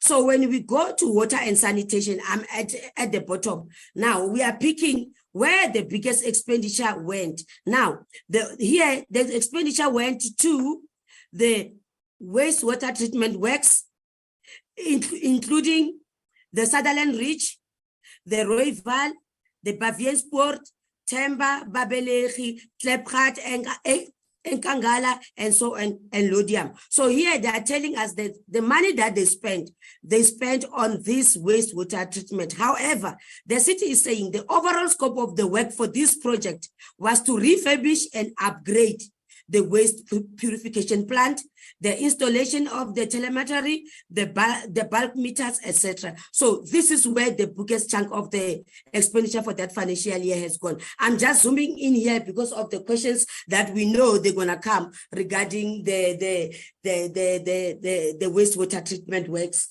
and the timber. I must cry. The next slide. The next slide is giving us now this financial year that has not ended. We are talking about the month that's ending on the 31st of May, 2023, with a 1 million budget. So when we look, we can see that the budget, we started with 1.7. So it shows that throughout the years, there's been a shrinking budget on the USDG. And this shrinking budget does not only affect the City of Tshwane, it goes across all metros. So when we started the financial year, on the 2019-2020 financial year, we were sitting with 1.7 billion allocation for City of Tshwane alone. But now we can see that the budget has shrunk. Now the allocation for this year is 1 billion. And then the 585 is what has been spent until end of the 31st of May, with 1 month into the financial year. And then the next slide, Koliswa, the next slide is giving us the projects that the city says they are implementing for this year under review. We are able to pick up they're saying that they're implementing 80 projects. Out of the 80 projects that they're implementing, we have picked up that 27 projects have not moved. So if by the 31st of May, there are 27 projects that have moved, it means that we start asking ourselves, is there a commitment? However, we had a meeting. We had a special technical meeting with all the metros. I think it was last week. The metro, the City of Tshwane, the MMC said, we know the political instability. We know what has been what has been happening. So all the things that happened throughout all the metros has affected the adjustment budgets. So even though now they can come and say, we have the adjustment budgets, now we are working, what still has to be confirmed is the commitment. Because the money that is not spent, it's 458. However, we are left with 1 month into the end of the financial year. So the question that we said that we need to do now is to go back and look at whether 458 million that's not spent has been committed. Honorable Chairperson and members, we are doing this to all the metros because this is not the only one. When we can look at the performance of the metros for this financial year under review, it's not satisfactory. All of them, they are really struggling. They're sitting around 50% or 60%. There's no one who's sitting as of the 31st of May. So the process that we are doing now, we are checking on the commitment because we don't want to be losing money back to the fiscals. And I know that there is a special MINMEC that is arranged again, whereby the Minister of Human Settlements requested that all the mayors, MMCs, and MECs, we need to come so that we can discuss the performance of the metros, given what actually happened this financial year and the possibility of losing the lot of the budget back to the fiscals.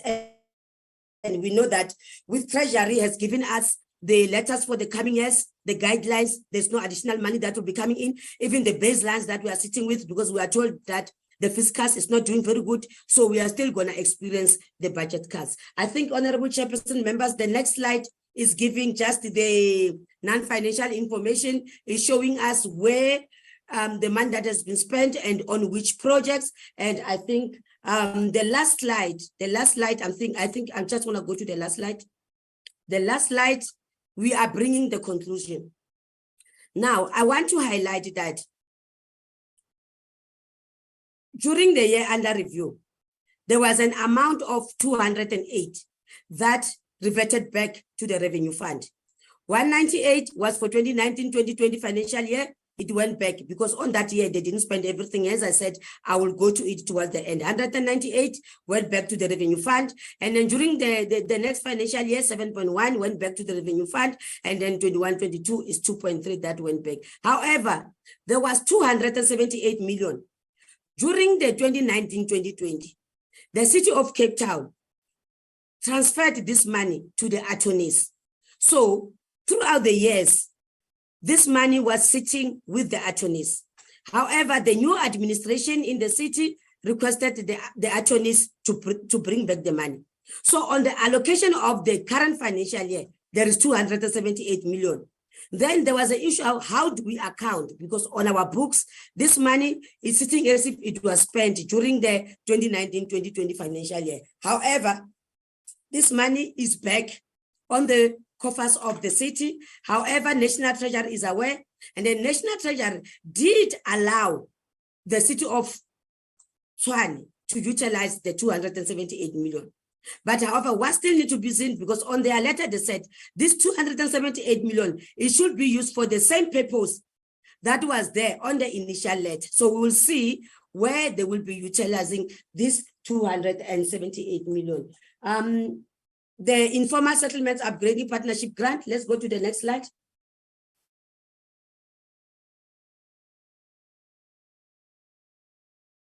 So this one, I'll just stick to this slide. So this one was available for 2 years because it was taken out and then it was for 2 years. So for the 2021, the allocation was 560 and then the actual expenditure was 448.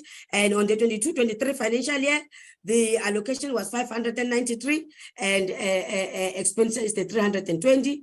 Even though the expenditure for the 22-23 financial year, as the human settlements, we are not happy with it, we are clubbing it with the USDG. So when we had a meeting with the metros, we are saying we are doing the same at once. So what we are doing with the USDG to bring in the commitments to have a serious discussions regarding the performance, because when we look at the performance for this financial year, they're sitting at 54%. So we are saying that when they come with the strategy on how are they going to do or how we're going to do business differently, we are looking at the 2 grants. But what we are putting forward is that the performance on the 2 grants for the City of Tshwane for this financial year, but we are left with 1 month because now the figures that we are putting down is as of the 31st of May 2023. As we put down, we are saying we are not happy as human settlements. However, intense discussions are still going on because we are looking at the project basis. So Chairperson and honorable members, I think that would be my parting shot.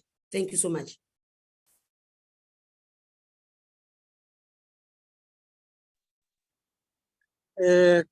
Members, any comments?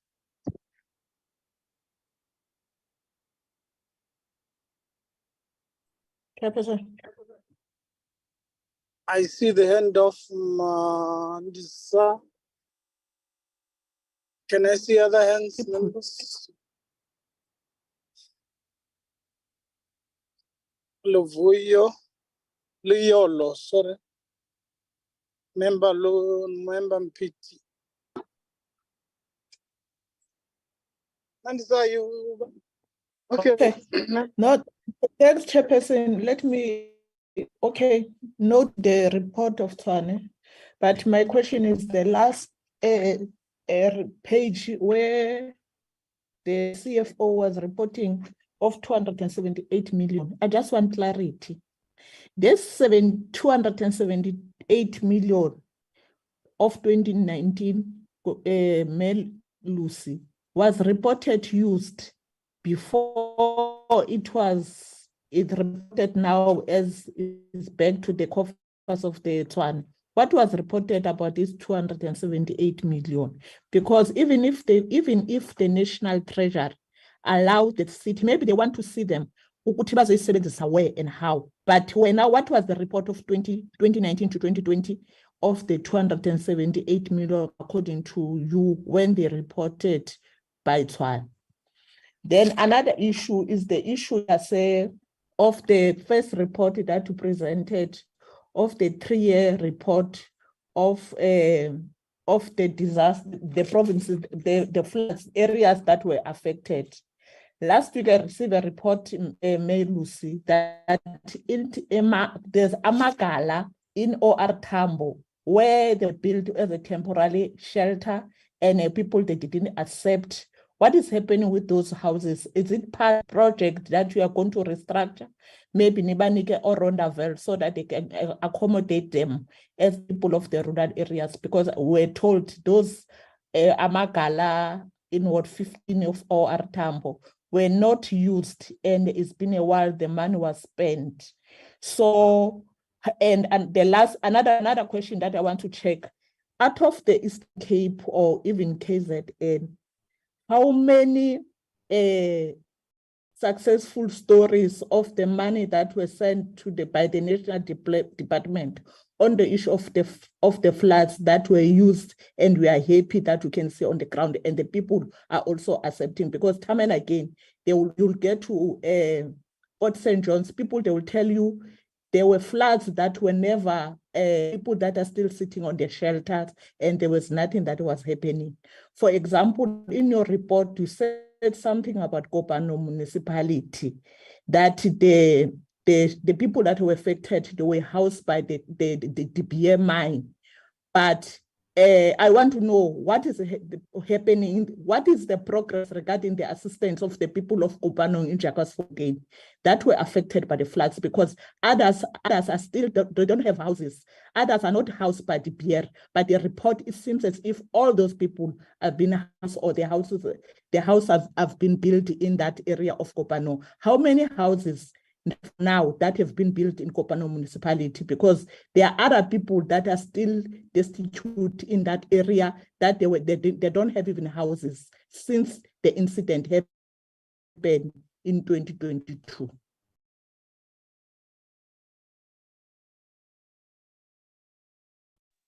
Member Mpiti.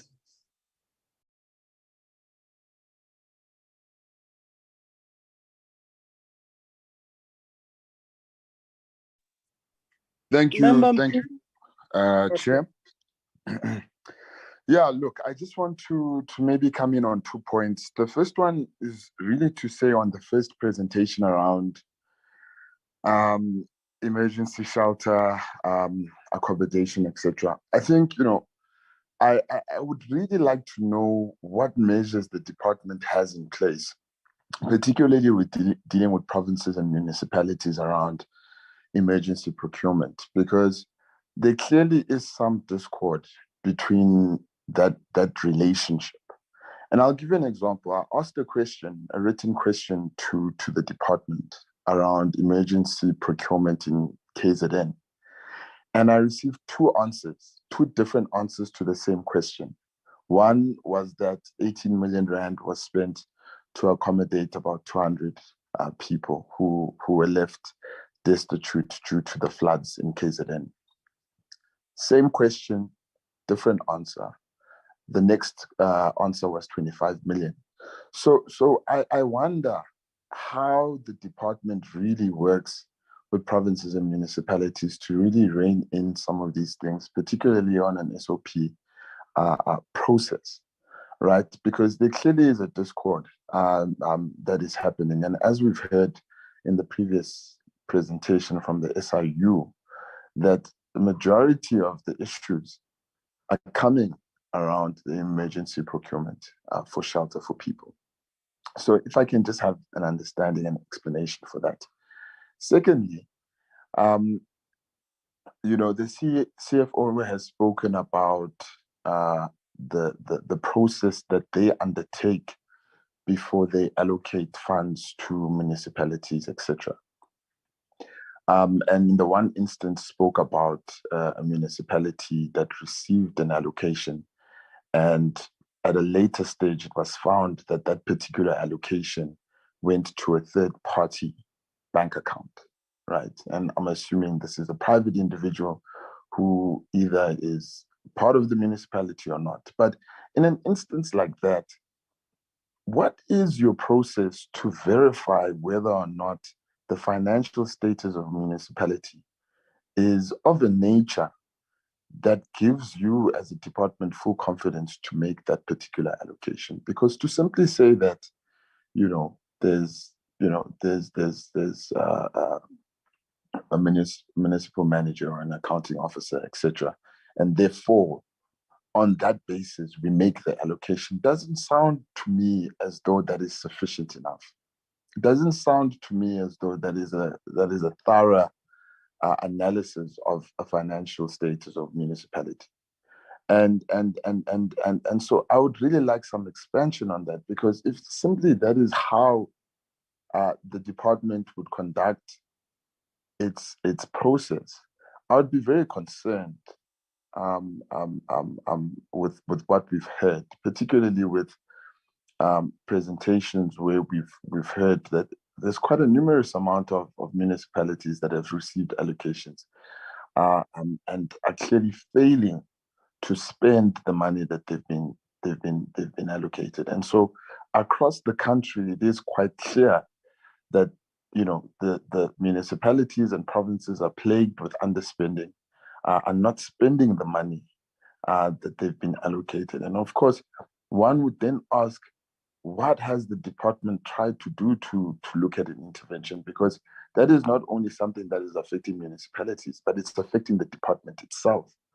You look at the provinces, you look at what's happening with the different municipalities. So I really would like to understand that process that the CFO has spoken about, and perhaps if she can expand, because right now it doesn't satisfy my understanding on what we've received. And attached to that is the issue around underspending, because it's quite clear that, as the CFO has pointed out, that there's a huge concern around returning funds back to Treasury due to underspending. And so, what exactly is being done to circumvent that? Because there have been instances in which allocations are made towards the end of a financial year, and of course those funds are not going to be spent within 3 months before the financial year ends. So one of the ways, in my view, is how then is one looking at the times in which those allocations are made, that they are not too close to the end of the financial year, and then end up needing to be returned. Of course, as has been pointed out, the fiscus is not in a good condition, and so one would expect that a department that really plays a critical role across the country would be looking at measures to put in place, particularly when liaising from the different spheres that exist, how exactly those gaps can be closed for the benefit of the people of the country. Thank you, Chair. Thank you. House Nancy, there's a presentation that was talking about permanent assistance of people who were faced by the disaster. So I want to permanently assist you as well. I know your gadgets gives you problem. House Nancy, are you saying something? We can move to the department. We are approaching 1 o'clock, comrades and colleagues. Department, in absence of the hand, can I just ask 1 or 2 questions? One, this presentation of Tshwane was not supposed to be presented by Tshwane itself. Should avoid taking over the job of other people. I know you were assisting, but I think we must get a reason why are they not presenting their own presentation. On the disaster on Gauteng, I'm worried about that number of permanently destroyed of 12,000. And there was no partially destroyed. I'm worried. That statement by itself almost talks to what we got from the SIU. I mean, how is that possible in the world? That in any disastrous environment, I mean, even in Turkey, Syria, we found other buildings hanging. You know, those are my 2 questions. How's Lucy and your team? Can you talk to us? There's a hand, Chairperson, Dr. Mkhize. Dr. Mkhize, talk to us. Thank you very much, Chairperson. And thanks for the presentation. I would support your concern around the structuring of the presentation, but not to say they shouldn't have presented. I would say there's an inspection visit that's going to Tshwane. We need to take this information that we've already received and then ask Tshwane to give us their own presentation when we visit the area. I think the presentation has got the general information that relates to the expenditure pattern across different municipalities for various aspects of the portfolio, human settlement portfolio. But what I think should be of a lot of interest to us is the allocations to the water and sanitation projects in relation to the parts of Tshwane that are already affected by cholera. And the question which we must ask is, what is it that triggered the outburst of cholera? Is it the problem of a system that was well maintained and something went wrong, and what was that? Or is it a situation of a system that has been dysfunctional and known to be so, and investment was supposed to be done, but in this case, as it appears, not efficiently executed because there are some monies that seem to have been returned. So maybe we should be asking our research team to pull together the information in relation to the areas of Tshwane that are hit by cholera and areas of Tshwane where investment went. And then we need to ask Tshwane the question, what happened? Because there was some investment. Is it their inability to execute the projects? Is it the inadequacy of the investment that resulted in the outburst? Or is it something that's uncontrollable? Or what is it? So that we can then have value in the visit that we're making on Friday. Unfortunately, I'm unable to join, but I believe that this is one time of what information ahead of a visit that is specific to the problem that is worrying the people and has resulted in fatalities, that we as Parliament need to be asking that question. I do foresee a possibility, or maybe let's say it may even be better to say, once we've done that visit, we might need to engage other departments, well, other portfolio committees that oversee some of the departments, because did water and sanitation also put additional resources in the same projects? Did the Department of Health, for example, in their analysis, diagnose where the real source of the cholera would have come from? So that when we get out of there, someone must say, because of the way this cholera has come up, this is the way to solve the problem. Because we may all be here hearing how much money has been put in there, but we now can tell you that it might not have been adequate to just put the money unless we know that the projects were properly executed.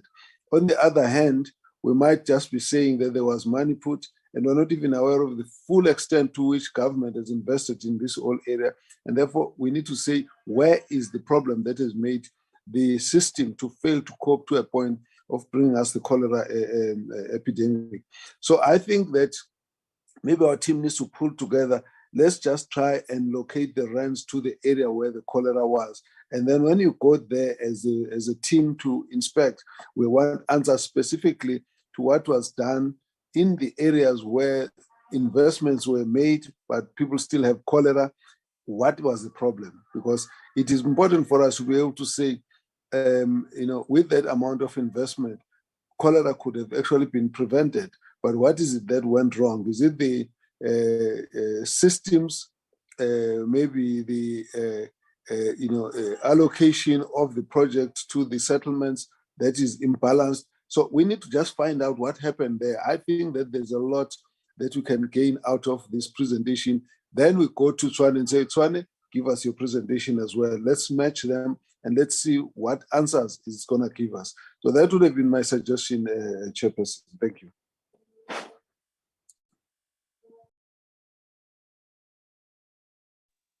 Thank you, member. Auslusi?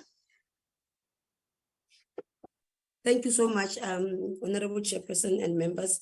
I think Honorable Dr. Mkhize has responded on our behalf. And I think when we were requested that we need to go and bring an alert just to brief the committee on the performance of City of Tshwane.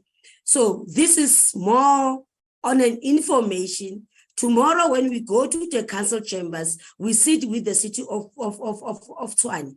The members would have an idea on how was the spread of the budget going, where was the money spent on, and if money was spent on what, as Dr. Mkhize was saying, that the investments, really, if we have paid money under water and sanitations, and there is no value for money, what actually happened. So from where we are sitting, we're just requested to brief so that tomorrow when we start with the journey of having City of Tshwane and visiting the projects, we'll be able to add and we'll be able to interact more because we would have had the information.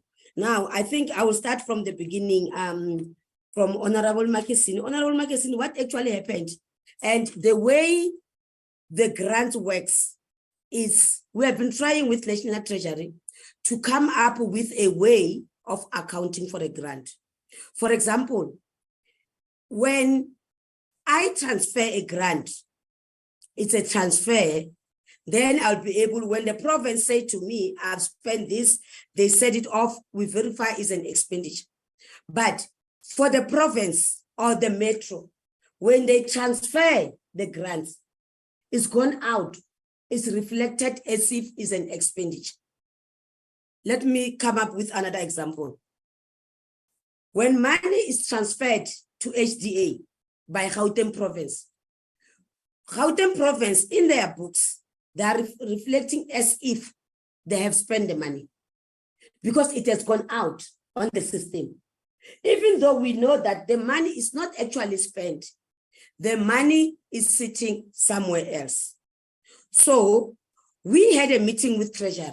We agreed that we need to come with a transitional guide, especially to record human settlements, because we picked up that human settlements, they utilize other organs of state to implement projects on their behalf. And there's nothing wrong with that. The Act allows for it. You can utilize. But when you transfer the the money is not supposed to be sitting as an expenditure on your books. This is what actually happened with the City of Tshwane. This actually happened when we had, I think it was that year, those Mamelodi residents. If you remember well, there was the Mamelodi residents, they were supposed to buy land for those Mamelodi residents so that they can move them from where they were sitting. Now, Tshwane took the money. It was the previous administration because they wanted to prioritize. They took money, they transferred it to the trust fund for the lawyers to procure land. Now, instead of the lawyers doing that, everybody forgot about the money in Tshwane. But now they came back, when they opened their books in Tshwane, they realized there is money that is sitting with the trust. And there's nothing said because a lot has happened with those residents that were in the Mamelodi area. Now, they said to them, bring the money back. Then the money came back. So these are the things that we are trying to deal with for this financial year that has just started. Because we agreed with National Treasury. There is a section on the Division of the Revenue Act, I think it's section 16. We went down to try and say, this is what you are supposed to do when you are reporting on the grant, because we know that there is funds that are sitting with the other organs of state. And what we are saying now, for this financial year that has just begun now, we are saying we will be coming for those monies if you don't prove 1, 2, 3, 4, 5. So even if you are reflecting an expenditure, there are funds that are sitting with another organs of state. We have agreed together with the National Treasury that we will be following up with the money. But this was one of the loopholes that was happening in the fiscals, because we reflect an expenditure, the Metro will reflect an expenditure, but the money is not necessarily an expenditure. It's sitting right there. On the OR Tambo district, yesterday we were at PE, whereby the minister had called all the local municipalities and the district municipalities with the Provincial Department of Human Settlements and the MEC, mayors and everybody and the councillors. The resolution from that meeting is, because of what Honorable Markesin is saying, that you find that these things that are done there, we are not going back. One of the resolutions, we were given 2 weeks. We need to go back and come up with the audit. How many people are not yet assisted? How many people, for example, the one that you are mentioning, that you'll find that because some of the mayors, they are complaining about the TRUs, because they came up and say, we are more rural, we are in villages, but now you want to force us to have those TRUs. So when we get that report, because Minister said the team must go back and check, especially the Eastern Cape, because it's the one that has got a backlog. We need to go back and see how many people that have been sitting in the TRUs for over, as the Deputy Minister has been asking, that in the Eastern Cape, people have been given the TRUs and we forget about them. And that these other ones, the one that they've been mentioned today, that they've been given the TRUs, they don't want the TRUs. So we were given 2 weeks to go back and quantify and cost the permanent solution. So we need to go and look at all these people, the ones that are not assisted, the ones that are in the TRUs. Then we will include also, because we are going to the whole of the Eastern Cape, all the area that are disaster stricken within the Eastern Cape, because Minister said she's giving us only 2 weeks. So for the next 2 weeks, we will be doing all this work so that we are able to bring back all this information, because we need to quantify. People have been assisted by disasters, we give them TRUs, we forget about them. But the most important thing was these people in the rural areas, they're really complaining. Guti, we don't want these TRUs. We don't want them. So this is one of the issues that was recommended from the meeting that we had. So once we have that report, we will bring it back to the portfolio committee. The third one is how many successful stories that we can put up front. Honorable Markesin. Last week, I joined the MEC of KZN. They were handing out a house to a grandma she was staying in a mud house that was destroyed by the floods. Then they said, Bona, for them, they want to build, because they use the HSDG to build a permanent solution. You can see, there's one thing that I took from them, even though I'm not answering, I just want to put up front. What they're saying is that that old woman was saying, when I die, are you gonna bury me from this house? So you can see how people are appreciating the small things that we are doing to them. Now, when we look at the 342 and the April disasters, the most successful story was to move those people to a rental accommodation. Yes, Honorable PT, I agree with you, it is expensive. And that's why going forward, we said, this one is really expensive, we are not gonna do it. But because of the tight deadlines and the amount of time that we were given, that we cannot proceed and put people on the wall. You have the money, but people are still on the wall because of the issues of land. Because with the KZN, we really struggled with land. Yesterday, the other thing that the mayors were saying, they're saying that when you are saying you're gonna build a house within 5 days or a TRU, why don't you build a TRU? Don't come to us and tell us about the terrain.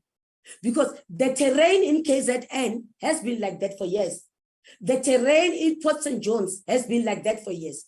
So you cannot now, as a service provider, now you appoint a service provider, and the service provider, when it's not performing very well, you come back to them and say, the terrain. They said, no, we are not taking, we don't want a story on the terrain. So the only success stories is really is taking people from those dangerous areas. And even now, when you look at the disasters that happen now, under normal circumstances, these people would have got back. But because we have taken them, we've put them on the rental accommodation, they are still safe. And there are some of the stories on the TRU. There was another mayor from Jokani. They're saying that these beautiful TRUs, you look at them, those people are happy with them because you are taking these people from a mud house. So for them to give them a safer accommodation, it means a lot. They were saying you can't even say, so that these service providers that are putting these TRUs, that even the owners are saying. So when we go there, that these other people that are telling you, really, we've got a good story to tell, because now I was staying in the madhouse. When you go to the rural Eastern Cape and the rural KZN, that's when you can see that even a TRU, it makes a difference to a vulnerable or a destitute. Even though we are saying we need to move away from it, we agree as we are looking at the alternative building technology. On the Jagersfontein, the project now, the Deputy President of the Republic, he is in charge of the Jagersfontein. Last week, he had all the departments that are affected. He gave them, I don't know how many, I will check with the team that attended, what is it that they must bring? Because he wants to know. Because we come and say that everybody has been assisted. But when you go and hear what the community is saying something else. So we are aware that there are all these things that are happening. But however, as human settlements, we were told that because we had a meeting with the provincial department to find out what is it. They said, no. The mindset is going to take care of the houses. Even when we had a meeting and a report, because from the human settlement side, we sent NHBRC. The report from NHBRC is strictly saying that the mine, because that's saying they are the cause of the disaster, they will be able to give these people accommodation. And then we were told that they're also assisting them with the rental accommodation, a temporary accommodation in the meantime. Then Honorable Pete is saying the emergency procurement. I think we must marry this with what actually happened in the morning. There was one presentation from the SIU that actually happened. And I think it was answered to say that there is an accounting officer there. And the AG, because when it comes to procurement, we as National Department, we are relying on the Auditor General. Because remember, not following a proper procurement process, it's irregular. When we look at the report that was presented on this portfolio committee by the Auditor General, there was a lot of the material irregularity. What we did a step further, we said we wanted a CFO forum because we wanted the progress. And I did inform the portfolio committee that I'm going to call all the CFOs, all the HODs, so that we can go through that entire AG report, because all the issues, and the SIU did indicate that they've got an MOU with the AG. Once the AG has done the audit, they refer the matters to the SIU for investigations. However, what we do as National Department, when we had the emergency procurement, we had a CFO forum. We called all the CFOs to say, this is what is actually happening, because that's where the abuse is. We looked at all these things, but these people, they will go behind closed doors and do anything except what has been discussed on all these forums. We meet on a regular basis. We meet the provinces on a regular basis. We have got CFO forum whereby we are discussing AG, financial, instruction note, whatever new things are coming. When the 2017 procurement policy was put on hold, we had a CFO forum. We called everybody. We said, calm down. What is it that we are going to do as a sector? We called the lawyers, we called the supply chain people to say, what is it? So we've got all these things that we are putting on hold. But there was one finding there. The finding was the accounting officer. When you go to the Public Finance Management Act, the responsibility is on the accounting officer. Mar, on that Eastern Cape report, the accounting officer is the one who signed off the deviation. Now, the person who will say this deviation has either followed the right or the wrong procurement process is the Auditor General. So we will, even if we'll say, but you can't sign the deviation for emergency procurement, the accounting officer says, but the instruction note says, I am the accounting officer and I've done 1, 2, 3, and then I'm going to sign. So what do? All the matters should be subjected to the Auditor General. The AG, once AG finds out, then we come with the material irregularity. Hence, that report that came to this portfolio committee from the Auditor General had a lot of material irregularities because it's the accounting officers signing all these deviations. And that report from the SIU, it came in clearly to show that there is an abuse, especially when it comes to the emergency and when it comes to the disaster. Hence, my opening remarks was, we have learned a lot. Now that we are the implementers of the emergency housing program, we need to make sure that we interpret this instruction note correctly. There is a new one that came on board.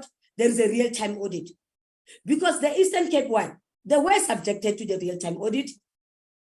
So we are waiting to get the responses. Even the KZN, the 342 million, it was subjected to the real-time audit. So we are waiting to see that final audit from the AG. Because the president said, after COVID, we have learned a lot of abuse on the SCM. Let's put the real-time audit. So all these things that are happening, even our one now, when you look at the audit strategy from AG, because of the emergency response, the real-time audit is there. They are. So it's been put there to assist us to make sure that all these things, they don't happen in the coming future. When it comes to the John Town, we made an undertaking that we are not just going to transfer the money for the sake of transferring. We asked for the audit report. The audit report, it includes the financial statements. When you look at the financial statements, you are able to see whether this is a going concern or this is doing very well. You are able to pick up. Hence, I said, when we looked at the John Taulo, they had a clean audit because we got the report from AG. We said, Auditor General, give us your report. They gave us the report. We even went a step further with all the municipalities. We even looked at the issues raised. What are these issues raised? Is there any financial administration? When you look at the report from the Auditor General, it's going to give you all those things because it's a big book. We looked at it. We even went a step further. We included this on our grant condition. As part of the Schedule 7 grant, there was a condition that this is what the office of the CFO, before they transfer the money, they are going to check 1, 2, 3, 4, 5, including the financial stability of the organization. We went to John Taulo, they had a clean audit. But now you transfer money, But because these ones were living, that's what we are told you, that no, when you transfer the money, the term office of these ones they were living, they had to make sure whatever happens, but they're under investigation, hence the matter now is taken over by the SIU. So on the matter of the underspending, the matter of underspending is we are trying to come up with measures. Hence this year, before we approve the plans, because spending, we start from the business planning processes. When we approve the plan, there is a whole lot of things. We have now tightened the approval of the business plan. Because when you look at the USDG, when it was formed, the USDG, it was a supplementary grant. It's not asked for anything. When you tell them that you need a business plan, they will say no. When you tell them that we need to approve, they'll say there's nowhere in the grant framework that says that you need to approve. So we realized, because you give them money and then you realize that they don't have projects. So what we did as a national department, we started with the grant framework. We said, when you submit the business plan for either the ICPG or the USDG, we need your procurement plan.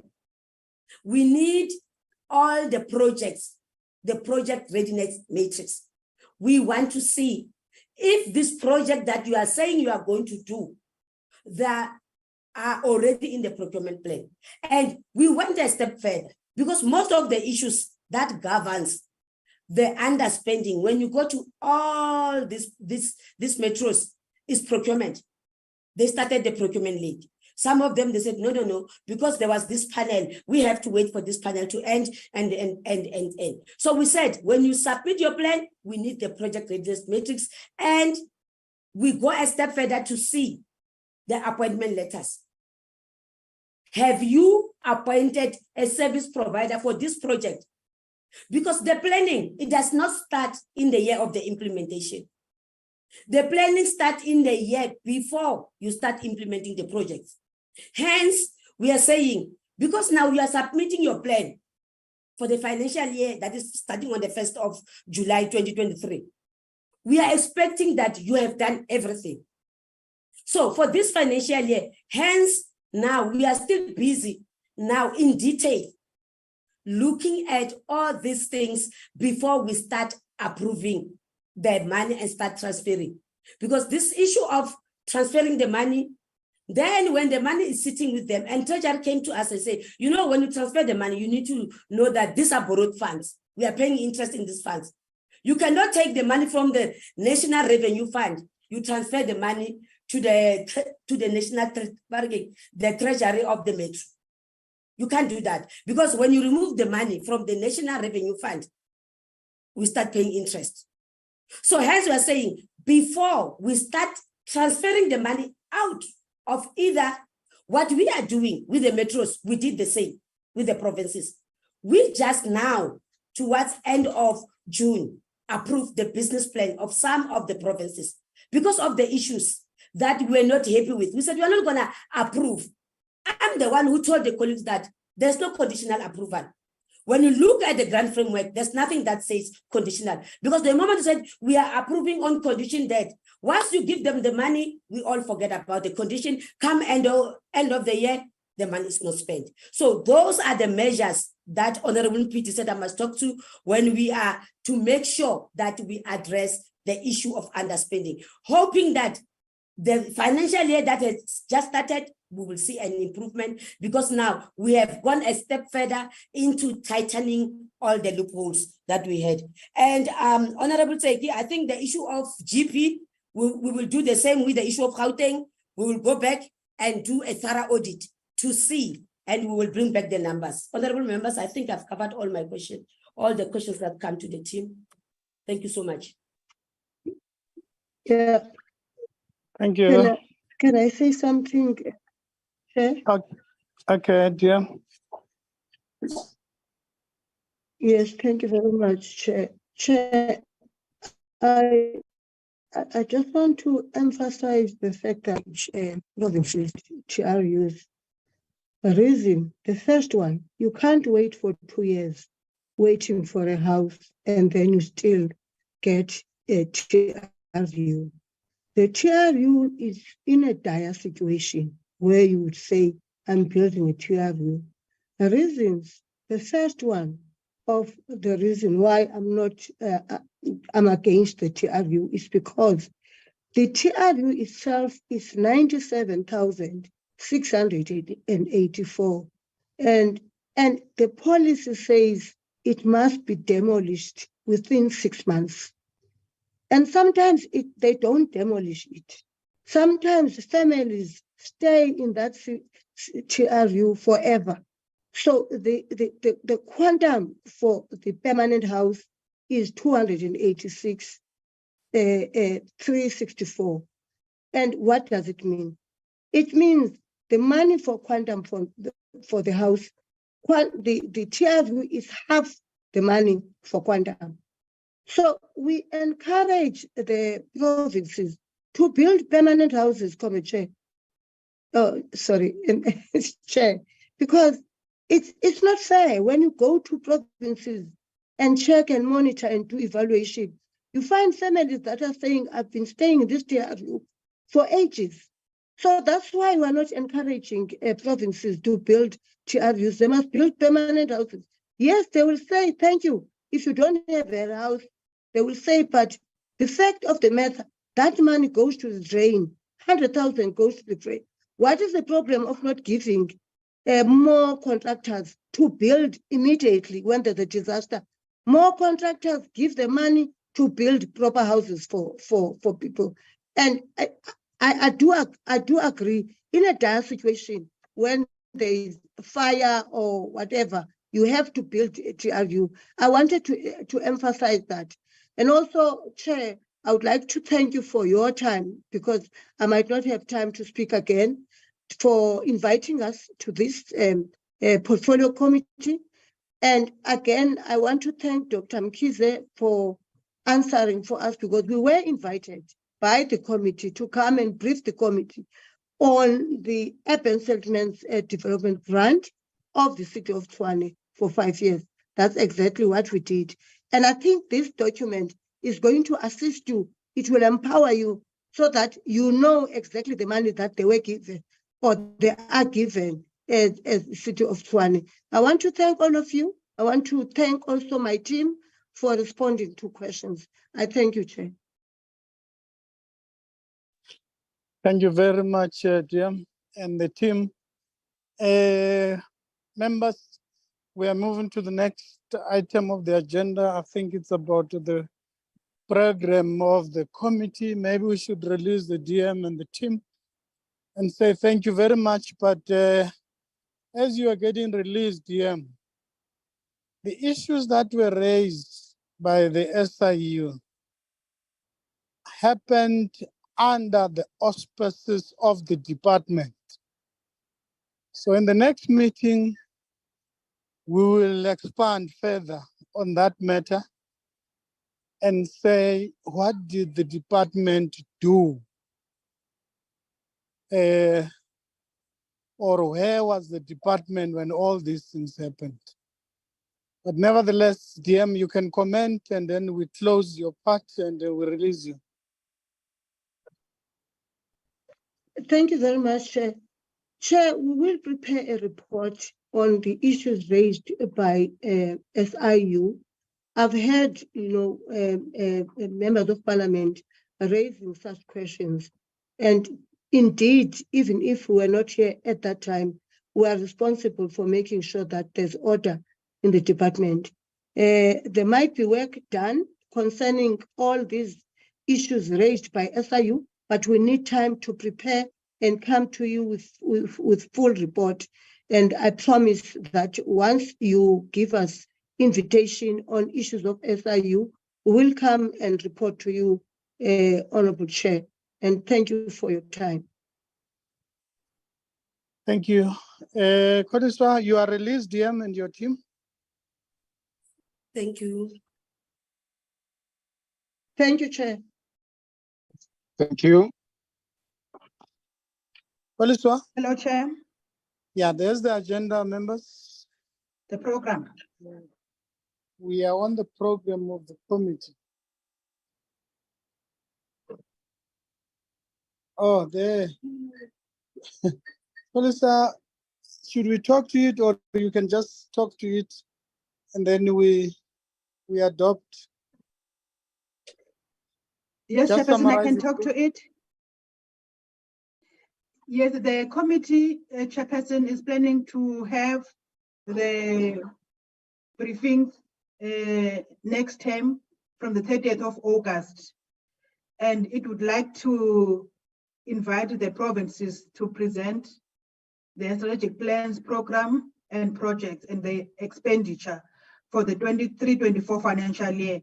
So we are going to start with Free State, KwaZulu-Natal and Gauteng, and then we will be followed by Mpumalanga and Limpopo. And on the 13th of September, it will be the Eastern Cape and Northwest. And then those two provinces will be responding on the issues raised during the oversight visit. And on the 20th of September, it will be the Department of Human Settlements to present its first quarter report. Thank you, Chairperson. And the meetings with provinces will be physical in Parliament. Thanks, Chair.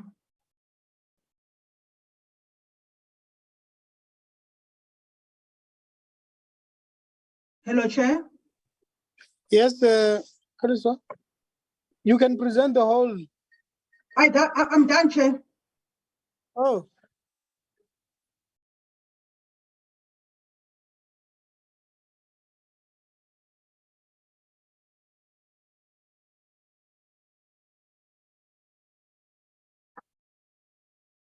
Hello.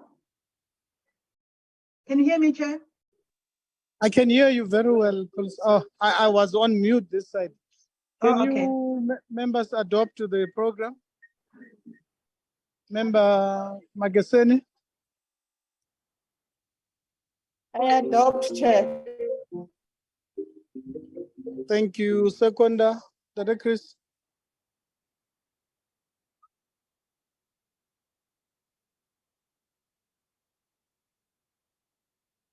Comrade Chris, Comrade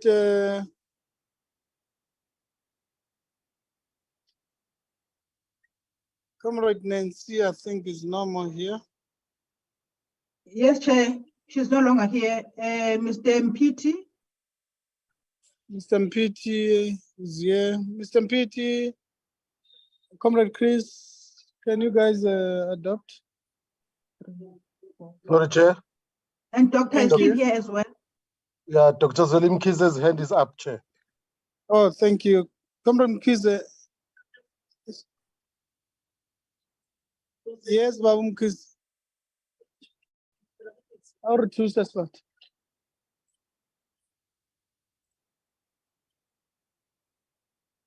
Is there a mute? Comrade Kize, I think you muted yourself. We can't hear you.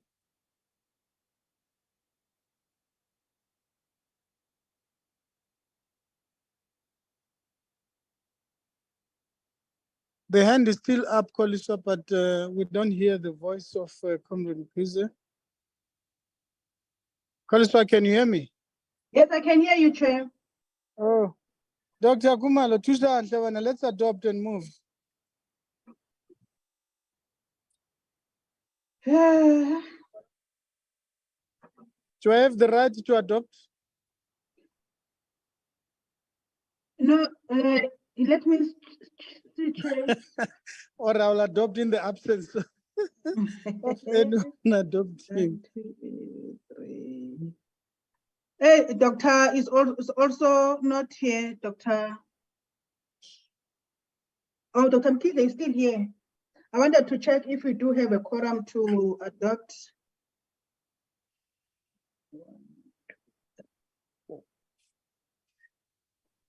No, Chairperson, I think we will adopt it on our next meeting because we only have 4 members now. It's myself, Dr. Mkize, Mr. Mpiti, Ms. Mageseni, and Comrade Chris. Are we not 4? Or you don't count the chair? 1. We need 6 plus 1 to adopt. Oh, 6. Okay. No, it's fine. Let's close the meeting, colleagues. No announcement, Miss. The meeting is officially closed. The was announcement the is end. that we will be meeting tomorrow at 12 at OR Tambo Airport. Comrades, if I can tell you, I'm already at the airport. I thought this thing is today. I thought it's today. Sorry, because... So just tell, it's a 1 day or is it going up to Saturday? No, Saturday will be the traveling day. Oh, There is it's no work only on, so it's a meeting tomorrow and the site visit on Friday. on Friday. Yes. Because I'll leave early on Friday. But okay, it's okay. Thank you. The meeting is officially closed, Kumus. Bye. Thank you.